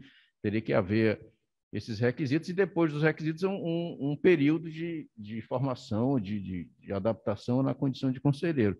Mas com todos esses cuidados, eu acho que eles são necessários para que a coisa não vire ao inverso, né? Mas realmente é importante até para eles poderem, diante de uma situação como Débora colocou, poderem impor um pensamento com firmeza. Há pouco tempo, um conselheiro do CAF, e o Diego falou que o CAF é melhor, e é realmente algumas coisas sim, outras não, um conselheiro do CAF foi intimidado, né, por um presidente de turma. Você não pode fazer esse distinguish aqui na súmula do CAF, não tem que aplicar de qualquer jeito. Mas não é o caso de aplicar. Não, mas vai ter agora um processo administrativo em cima de você que você está fazendo isso. E a atividade dele de julgador? A independência mínima que ele precisa para decidir, né? E então essa questão ela realmente é delicada, tem que ser vista com toda atenção, com todo cuidado, para que esse órgão funcione. E, às vezes, quando se fala muito em órgão administrativo, a reação da Fazenda é: vou extinguir isso, não precisa mais não, vai direto da dívida ativa para a execução fiscal, não tem mais controle nenhum, não, vou extinguir. De vez em quando eles ameaçam com a extinção dos órgãos de julgamento, mas é uma questão também realmente delicada. O Supremo já disse que a segunda instância é necessária, já disse que não pode haver a exigência de depósito judicial para acesso à segunda instância. Então, a gente pode, a partir daí, dizer se a segunda instância é necessária, a primeira também é. Se a primeira também é, não pode extinguir órgão administrativo de julgamento assim tão facilmente, né? Tem que pensar, talvez, se for o caso, em ter que mudar a Constituição Federal. Mas é assim, estamos aqui para debater, para ver, eu acho que cada colocação que se faz, Débora, você quer fazer alguma colocação sobre isso? Hugo II. Então, alguém quer dizer mais algo? Falcão, você está aí querendo dizer alguma coisa? Diga aí, desenrole.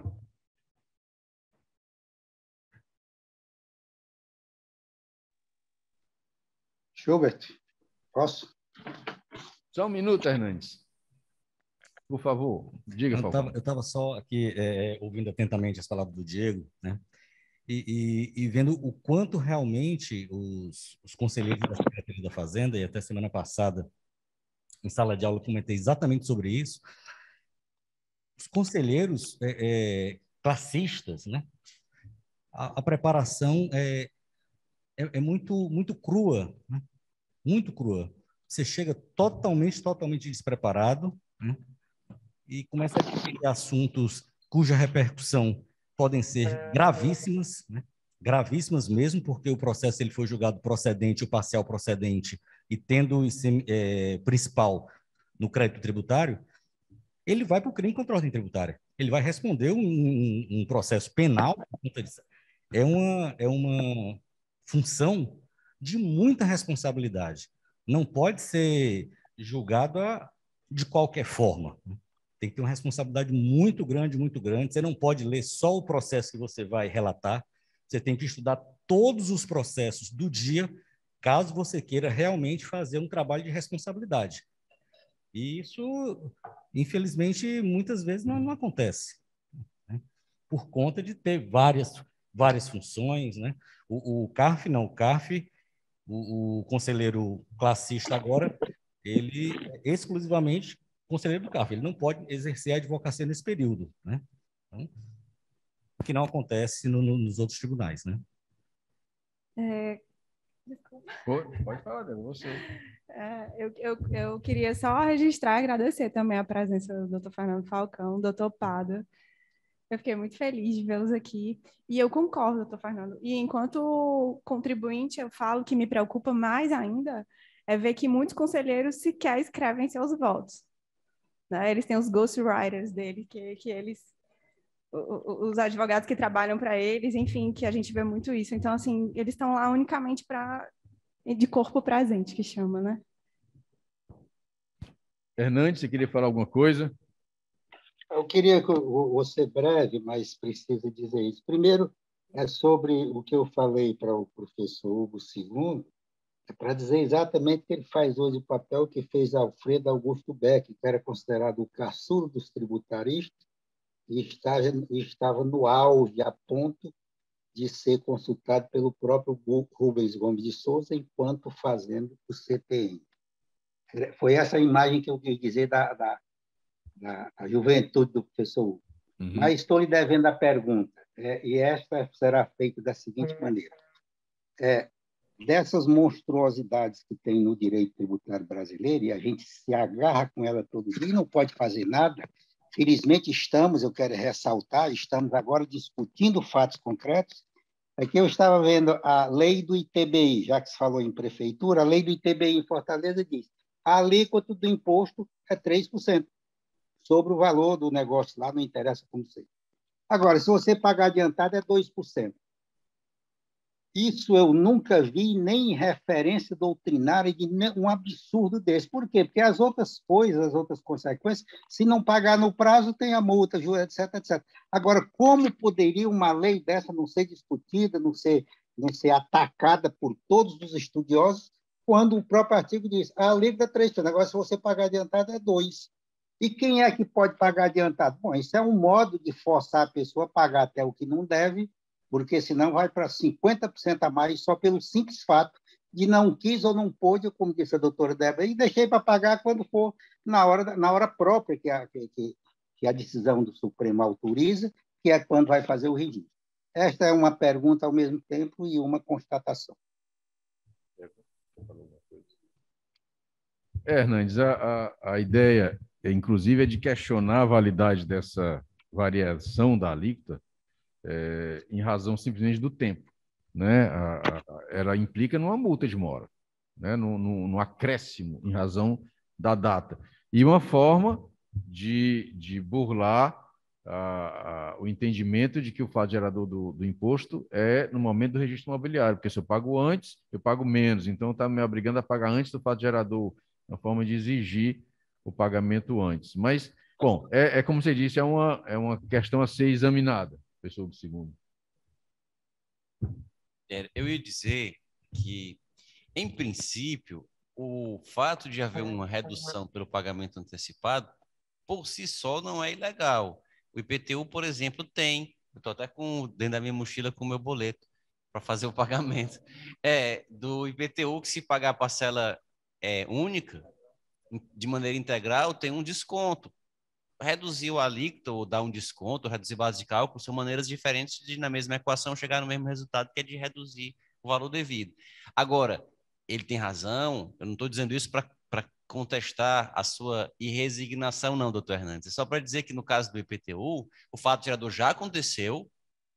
No caso do IPTU, o fato gerador já aconteceu, o IPTU é devido. Se o contribuinte pagar num prazo X, ele tem uma redução. Se pagar num prazo maior, parcelado e tal, aí ele vai ter que pagar um pouco mais. Isso é diferente de forçá-lo a pagar em circunstâncias que a jurisprudência já falou que não são devidas e causar um aumento significativo se ele se insurgir contra isso, né, que é o caso que ele citou. Então, acho que realmente é uma situação que merece análise. É uma situação que parece legítima, mas que ela realmente pode não ser. Exatamente. Me perdoe acrescentar só o seguinte, é que se o meu prazo, jurisprudencialmente, pelo entendimento, inclusive, da doutrina, é quando eu vou registrar, e ele diz que eu tenho que pagar 30 dias, não interessa se eu vou registrar daqui a um ano, eu acho que a ilegalidade já estaria aí, porque o meu prazo já está sendo descumprido antes mesmo dele existir. Muito obrigado pela atenção. E, inclusive, essa colocação que o segundo fez é muito importante a gente refletir sobre ela. Descontos podem ser dados mediante uma opção previamente estabelecida e razoável. A minha opção é parcelar o meu IPTU em 12 parcelas, em 8 parcelas. Mas se você não quiser parcelar, você pode pagar à vista, e pagando à vista eu te dou um desconto para te estimular a pagar à vista. Né? Mas ele já é devido naquele valor, já está definido que é devido naquele valor, mas se você quiser pagar à vista, estou te dando um estímulo. E esse estímulo, que seja um estímulo também razoável. Né? O desconto não é tão grande assim. É um desconto financeiro razoável, se você levar em conta 12 parcelas. de 2 para 3 é um aumento de 50% talvez em um dia, dependendo do atraso que eu contar aqui. Quanto é o meu atraso? Não, meu atraso é de poucos dias, então vai aumentar 50% e ainda levando em conta essa história de antes ou depois de fato gerador. Porque se for que fez a promessa, paga é tanto. Se deixa para fazer quando registrar é tanto. Então, assim, é um aumento brutal de 50% em razão de poucos dias de diferença, só porque eu paguei antes, eu paguei depois da realização do ato, e até em razão da realização do ato. Quando você emite a guia, tem que pagar em tanto tempo. Se você não pagar naquele tempo, já está incorrendo em alguma irregularidade. Eu tenho que emitir outra guia, está embora, vai pagar mais. É complicado. E são algumas coisas que nós não falamos aqui, mas é outro mal que assola o nosso país, principalmente na área tributária, é a questão da burocracia, das exigências que são feitas ao contribuinte. E muitas vezes os sistemas organizados dentro dessa burocracia terminam lhe levando a uma armadilha. Você fica ali encurralado. Não era para ser daquele jeito, mas é porque o sistema é daquele jeito. Tudo se caminha para ser daquela maneira. Eu já falei aqui uma vez, mas isso eu acho que eles já devem ter de alguma maneira corrigido, mas num passado não muito distante, eu já estive junto a uma autoridade alfandegária para liberar uma mercadoria, e ele disse que não liberava a mercadoria, e a gente vai para o juiz e consegue um mandado de segurança, um liminar, mandando liberar a mercadoria, e ele volta para lá, e aí ele abre lá o sistema, e aí, para liberar a mercadoria, olha, mas aqui eu posso liberar a mercadoria com pagamento, com a garantia, com não sei o quê. Não tem opção ordem judicial. Não tem opção ordem judicial no sistema, então o sistema não libera. Não tem a opção ordem judicial, não tem. Agora, como é que eu faço? Não adiantou argumentar com ele, só se eu chamasse a polícia para levar ele preso e tal. Ele disse, não, mas quem pode alterar esse sistema é o cara lá no Rio de Janeiro. Então tem que ir para o Rio de Janeiro para conseguir alterar o sistema, para liberar a mercadoria, para superar esse entrave da ausência da ordem judicial. Então, assim, a gente às vezes fica preso nessa burocracia e escravo dela. Bom, diga, Lisli.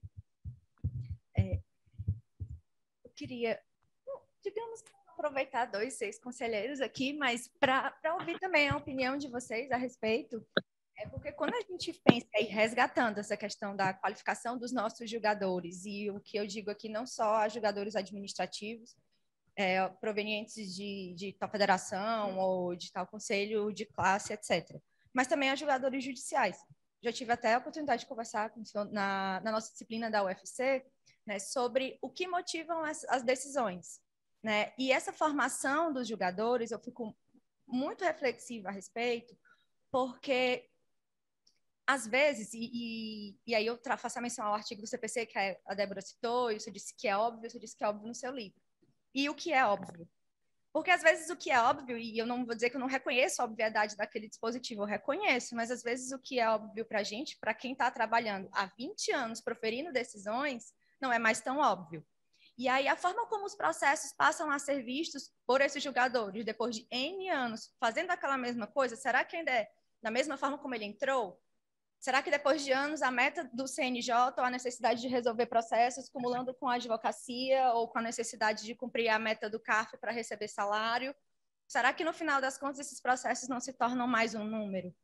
Então, o que está motivando a prolação das decisões desses nossos julgadores para além, né? Ou seja, qual é a formação que eles deveriam ter para além do processo administrativo tributário, para além do processo tributário de uma forma geral? No que diz respeito à argumentação jurídica, teoria da decisão, né? Porque, às vezes, a gente vê saltos argumentativos que, tipo, daquela premissa você não alcança aquela conclusão, mas para a pessoa que escreveu, tá claro. E quando você vai analisar o conteúdo da decisão de uma forma de construção de argumentação, aquilo não faz sentido, né? Então, eu sinto falta disso não só para os julgadores administrativos, mas também para os judiciais, para os juízes, para os desembargadores, que várias vezes a gente vê a decisão e sabe que o que está por trás, e aí, né, fazendo menção ao vídeo que o professor Hugo gravou, às vezes não é o direito ao dinheiro, e às vezes é várias outras coisas, né? Mas, enfim, Então, eu acho que eles deveriam ter algum outro tipo de formação e orientação, e eu não acho até que existe uma intenção em prejudicar os contribuintes, às vezes até nem é visto, né? Que tipo de outros conhecimentos, para além do processo especificamente previsto, seria interessante que eles tivessem, além desses, entendeu? Eram esses pontos que eu queria ouvir todos vocês a respeito.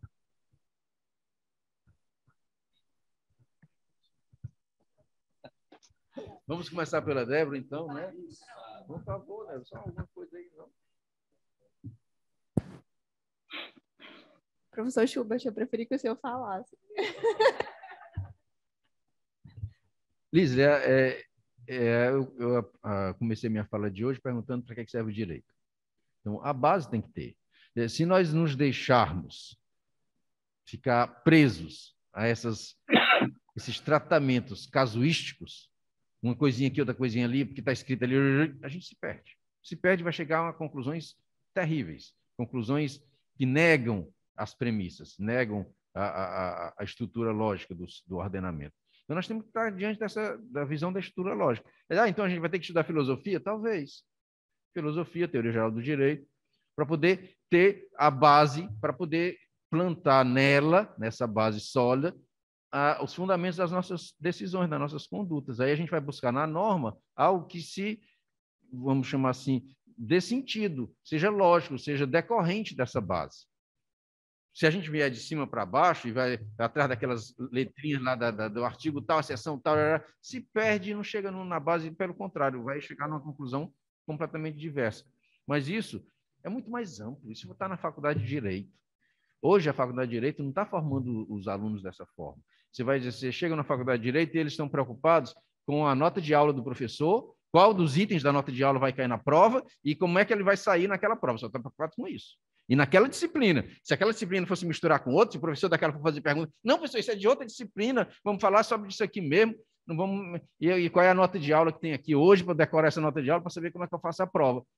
Então, eu acho que é daí que talvez esteja decorrendo o problema que a gente está vivendo hoje, tá? Que se agrava muito quando o interesse prévio prevalece sobre o fundamento. Então, o julgador diz assim, como é que eu faço para manter essa cobrança? Aí, depois dele definir que vai manter a cobrança, que ele vai buscar o fundamento para ele. O segundo colocou um vídeo muito humorado, assim, muito espirituoso, né? Até falando sobre a questão da preocupação com a arrecadação por parte do julgador. O julgador deveria se preocupar com a arrecadação? Então, ele vai julgar uma demanda qualquer, e essa demanda, caso ele entenda que a cobrança é ilegal, vai ter uma repercussão de bilhões, a Fazenda vai perder bilhões, a arrecadação vai cair bilhões, meu Deus, aí os hospitais vão fechar, vai acabar tudo. Como assim? Então, se o magistrado começar a se preocupar com isso, a função dele de dizer o que é a lei, de controle de legalidade, desaparece. Ele vai mais ser arrecadador, mais gestor público, dizendo, não, vou garantir que a arrecadação não cai, eu vou garantir que esses bilhões vão ser mantidos. E, infelizmente, muitas decisões do STF estão adotando esse critério, principalmente nas modulações.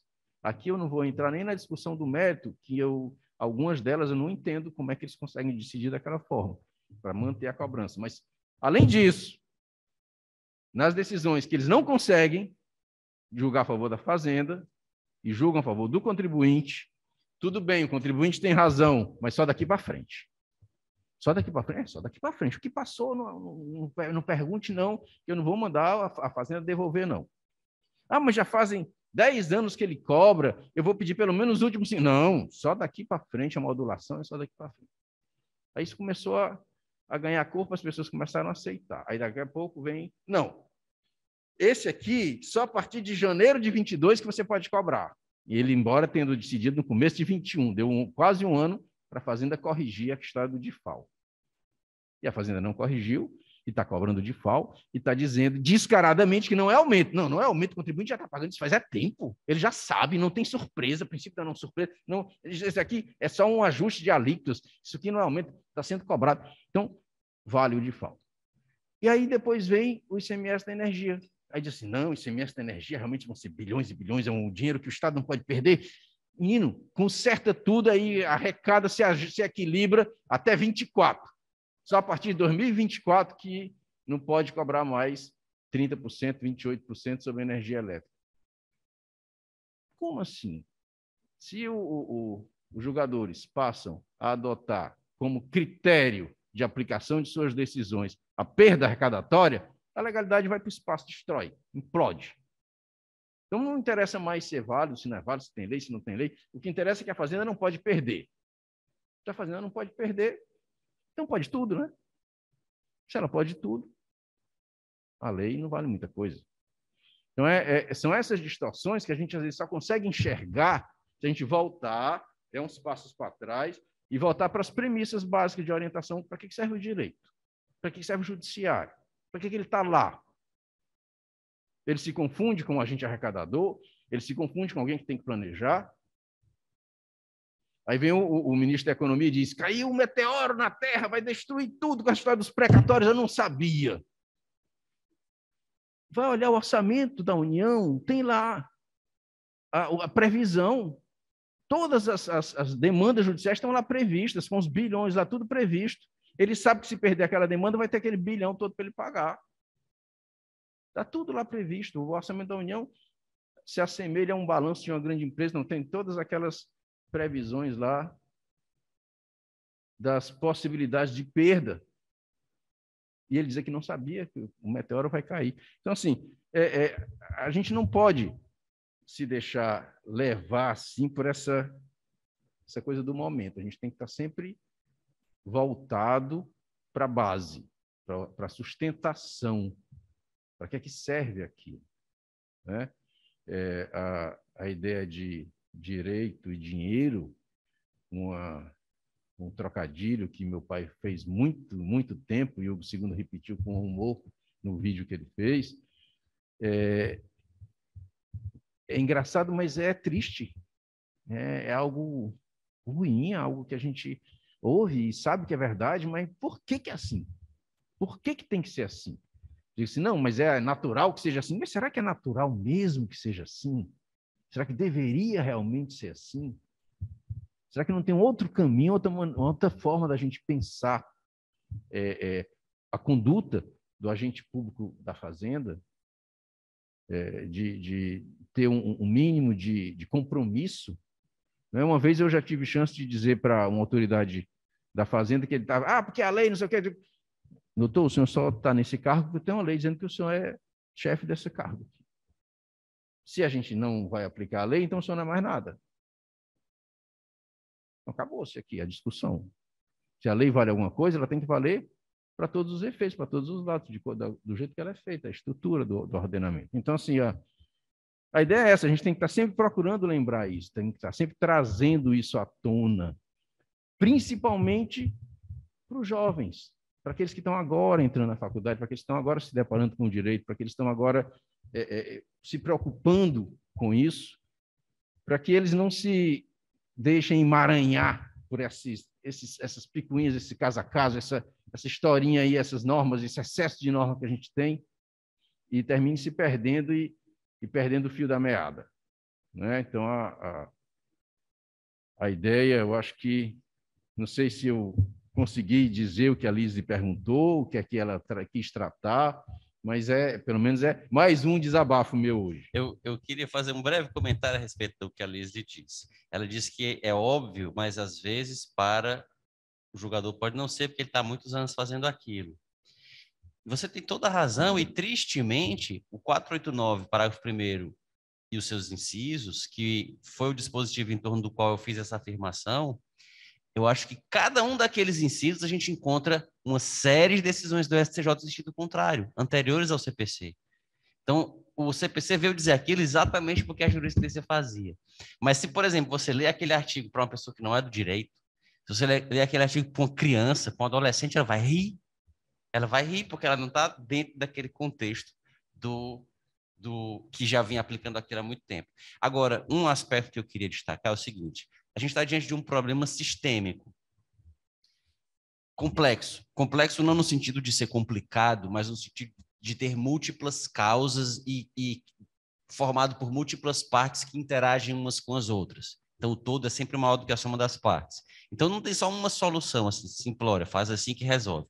Basta a gente pensar numa pessoa que está obesa, hipertensa, com colesterol alto, com problema cardíaco, com problema circulatório, com uma série de problemas, aí ele vai ao médico.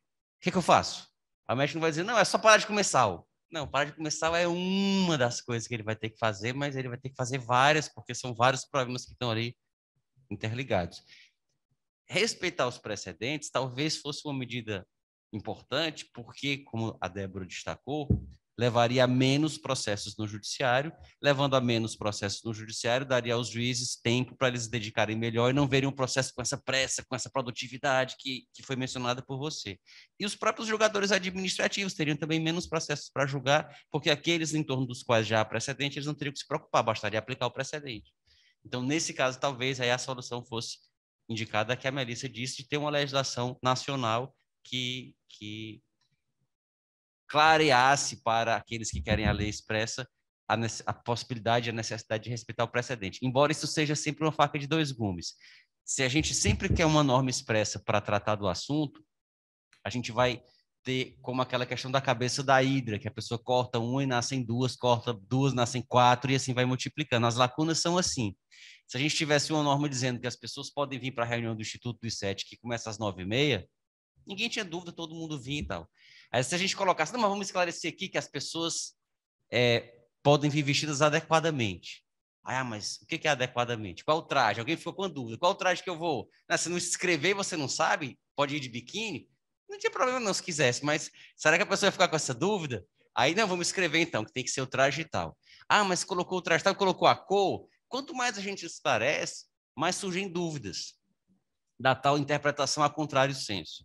Então, talvez tivesse esse risco. Mas eu acho que o Falcão queria falar. Sim, Falcão. Na verdade, mais um complemento, né? Eu estava vendo aqui, pegando aqui o meu histórico de experiência, né? Com relação ao viés de confirmação também, né?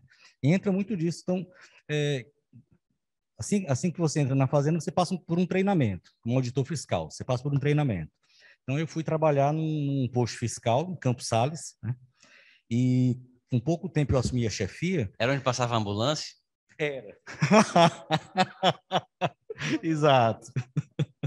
Depois eu conto, é ótimo. Viu? E com pouco tempo, eu dobrei nós dobramos, né? A minha turma de plantão dobrou a arrecadação do posto fiscal. Hoje, eu digo que foi ao sangue do contribuinte e há muita ilegalidade. Então, para entrar como conselheiro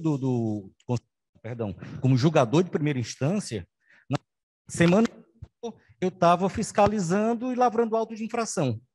Na semana seguinte, eu estava julgando o processo de primeira instância no contencioso, e você não tem como ser, hoje eu vejo isso, você não tem como ser totalmente imparcial, até mesmo que a total imparcialidade eu não creio que exista, né?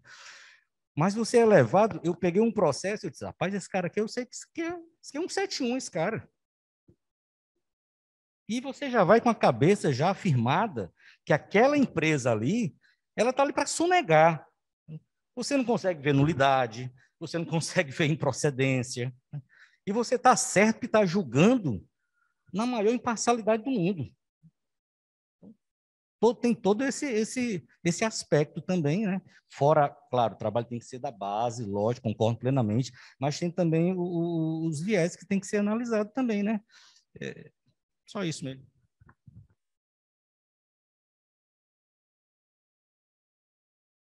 Mais alguma consideração? Professores, palestrantes, eu podia fazer uma pergunta? É a Ana Paula.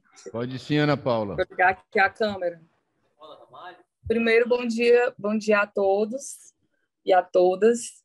Muito interessante a palestra. Queria agradecer à doutora Débora pela participação. Prazer em conhecê-la. Eu tenho uma dúvida, mas que é mais uma opinião, na verdade, que eu queria perguntar. É sobre o CARF, né? O CARF realmente tem a previsão de que aplica o recurso os entendimentos em recurso repetitivo e repetição geral, né, dos tribunais superiores, está expressamente lá, consta no regimento interno, no B2A, e acho que está em vias de aprovação uma minuta dizendo até que tem que ter trânsito em julgado, né? Porque isso já foi questionado, tem que ter o trânsito em julgado destas decisões.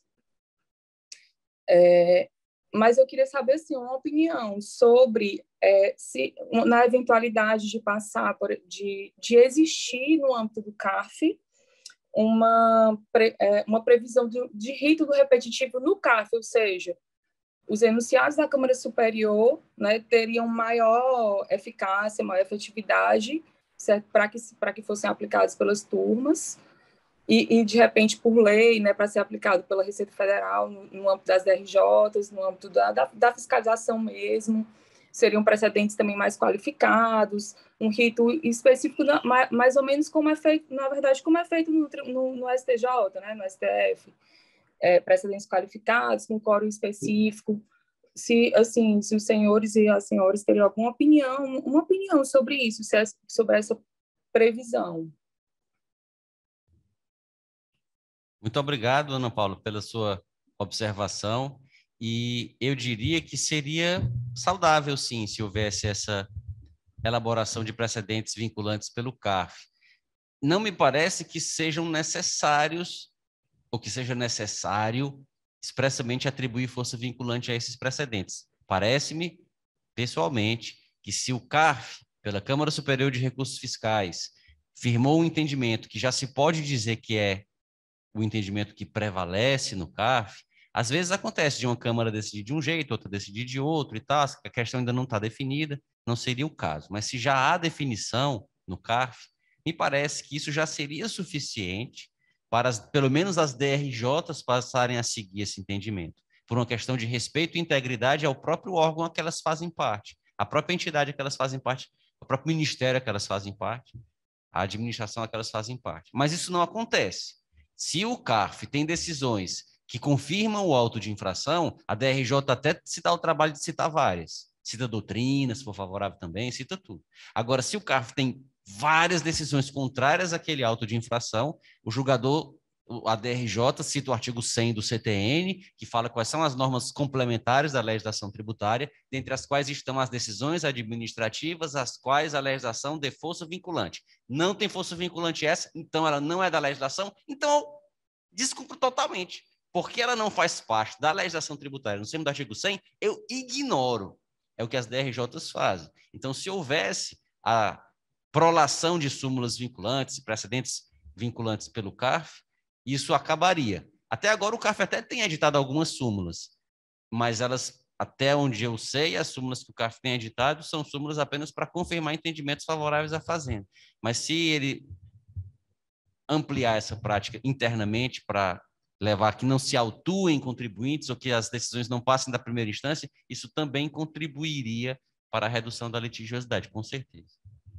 Não tem dúvida nenhuma, a ideia, inclusive, pode ser vista também de um outro ponto. Assim, as súmulas já existem e eu acho que não deveria ser necessário mais nada.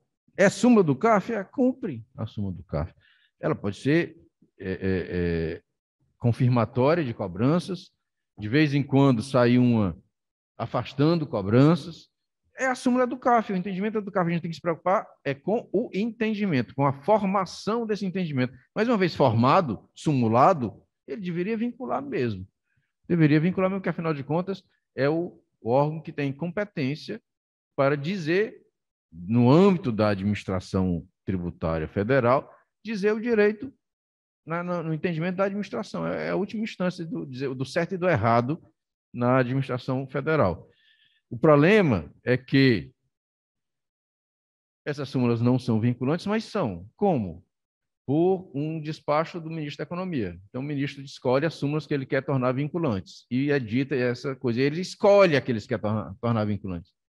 Eu acho que aí é que está a discriminação. Ele não deveria escolher. Ou a súmula é vinculante por natureza, seja qual for o sentido dela, ou não é. Por que o ministro tem que escolher as que vão ser vinculantes? Aí ele só escolhe as que são boas para ele. Né? Ele só escolhe. Então, o CARF já tem uma tendência a manter as cobranças, e dessas que saem, ele ainda escolhe aquelas que ele quer tornar vinculantes. Então, é realmente algo que merece ser pensado, ser refletido, de que forma seria a melhor. Acho que a súmula, até pelo processo que já existe de formação da súmula, pode ser mantido do jeito que está, mas ela deveria ser vinculante só pelo fato de ser súmula. Afinal de contas, é o sentido que se dá à própria existência do CARF. O CARF existe para dizer o direito administrativo no âmbito interno, então ele está dizendo o direito administrativo tributário no âmbito interno é esse, então eu tenho que ser seguido. Não tem sentido um julgador de primeiro grau, como eu já vi várias vezes, o que o segundo acabou de falar, o julgador de primeiro grau, o contribuinte faz a impugnação dele todo fundamentado nas decisões do CARF, e às vezes em algumas súmulas ele diz, eu não sou vinculado a esse entendimento, eu julgo do jeito que eu quero. Aí realmente fica a coisa de cabeça para baixo. Bom, mais alguma consideração, mais alguma ideia para a gente discutir aqui, conversar? Então, o segundo, lembrando agora a questão do tema, é importante sempre a participação de vocês com as sugestões desses temas. E mais uma vez, lembrando que não se sintam obrigados a ter que fazer a exposição inicial. É uma questão de conveniência de quem propõe e do Instituto de aceitar aquela proposta, mas a ideia é de que é sempre muito bem-vinda a proposta de tema para nos ajudar aqui a escolher algo que realmente interesse a todos, né, e possa deixar o debate rico. Então, repetido o convite, que pode ser, a sugestão pode ser apresentada de diversas maneiras, tem mensagem agora no Instagram, contato direto com a Adriana, seja por telefone, seja por e-mail. Se quiser escrever num papel e mandar pelo correio para cá para a gente, né? Quem for mais assim formal, mais tradicional, também pode, não tem nenhum problema, do jeito que vocês preferirem. Nós recebemos sempre com muita alegria. Bom, não havendo mais manifestação de quem ainda acha que tem algum assunto para trazer hoje, me resta, então, agradecer a todos vocês, em particular a Débora, de ter vindo aqui, de ter apresentado o tema, de ter feito a exposição com o brilhantismo que fez, e ter nos propiciado esse debate hoje, que foi tão rico, tão proveitoso, né? Encerrando a reunião, renovando o convite a vocês a vir à nossa próxima, que acontecerá na última terça-feira, agora de fevereiro. Eu não sei nem exatamente o dia do mês, mas espero que não tenha nada a ver com carnaval. Se eventualmente coincidir com algum feriado, a gente costuma antecipar, para ainda ficar dentro do mês de fevereiro. Mas acho que isso não vai acontecer. Última terça-feira de fevereiro, nós estaremos aqui novamente em reunião para a nossa conversa mensal. E muito obrigado a todos. Encerrada a nossa reunião hoje.